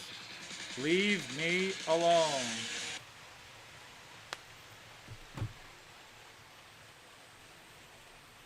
So let's go to Windows.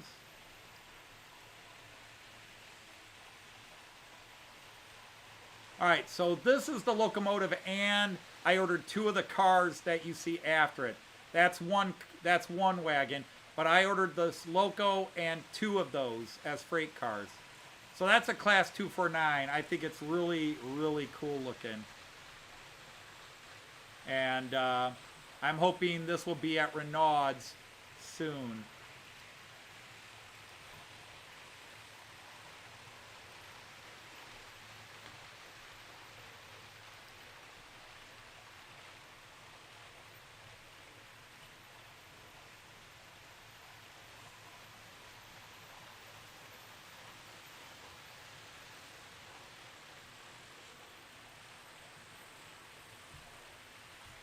All right, Alan Reynolds is taking off. Thank you for joining in, Alan. It was great to have you here, even though I pretty much just rambled and didn't pay as much attention to the chat as I should have. 80 to 90 mile per hour winds forecasted by 3 a.m. Oh, goodness. Alan wasn't joking. He's going to be worried in his shed. Anybody's got a shed. I hope all of you that have outdoor storms, or heck, even attic storms where it could blow off part of your roof. That's not going to be fun.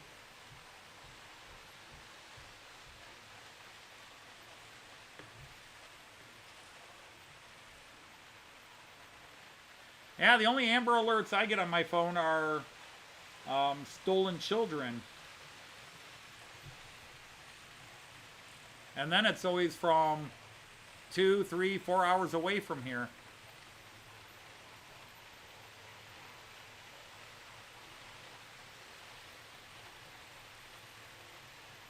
Oh, that's a funny picture. Should have a picture of Al sticking out of one of his lavies as it's flying through the air. Storm was just a wee strong.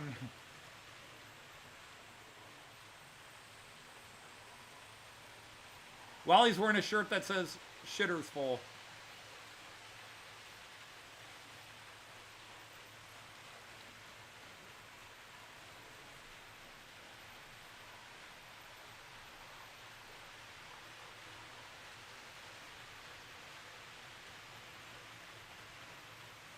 Look, up in the sky! It's a rocket! It's a plane! No, it's a loo! It's an outdoor lavvy, an outhouse!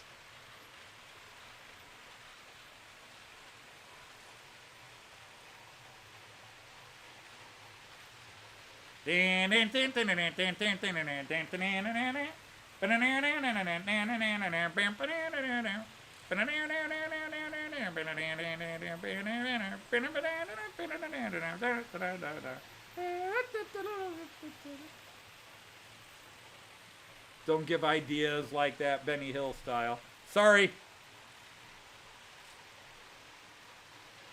Well, that's what got me into trouble at teaching sometimes. It would go from thought to mouth before the brain had to say, maybe this isn't the best thing to say in this situation. You get an Amber Alert when you're down to the last half.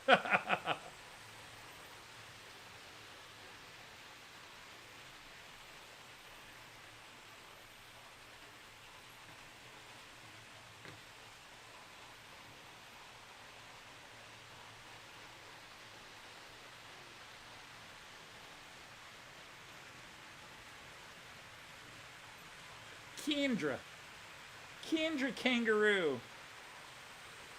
Ah, she's laying over there passed out in the corner, depressed.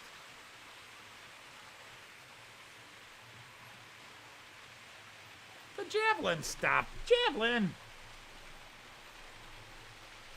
You're not doing yourself any favors, fella. Apparently I didn't turn the speed up enough.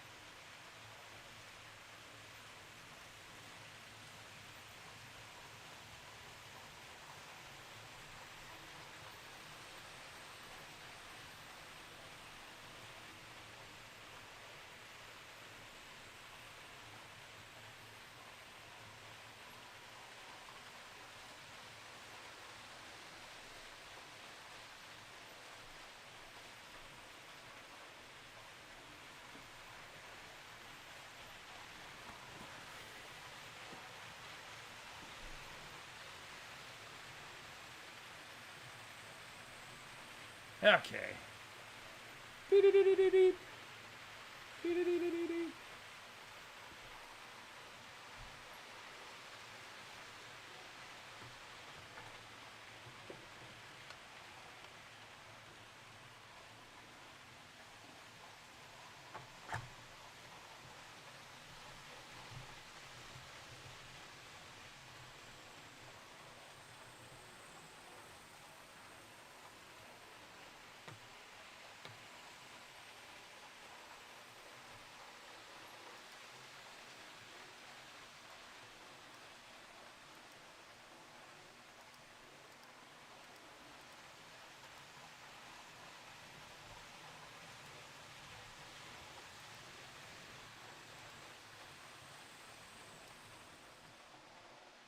Alrighty.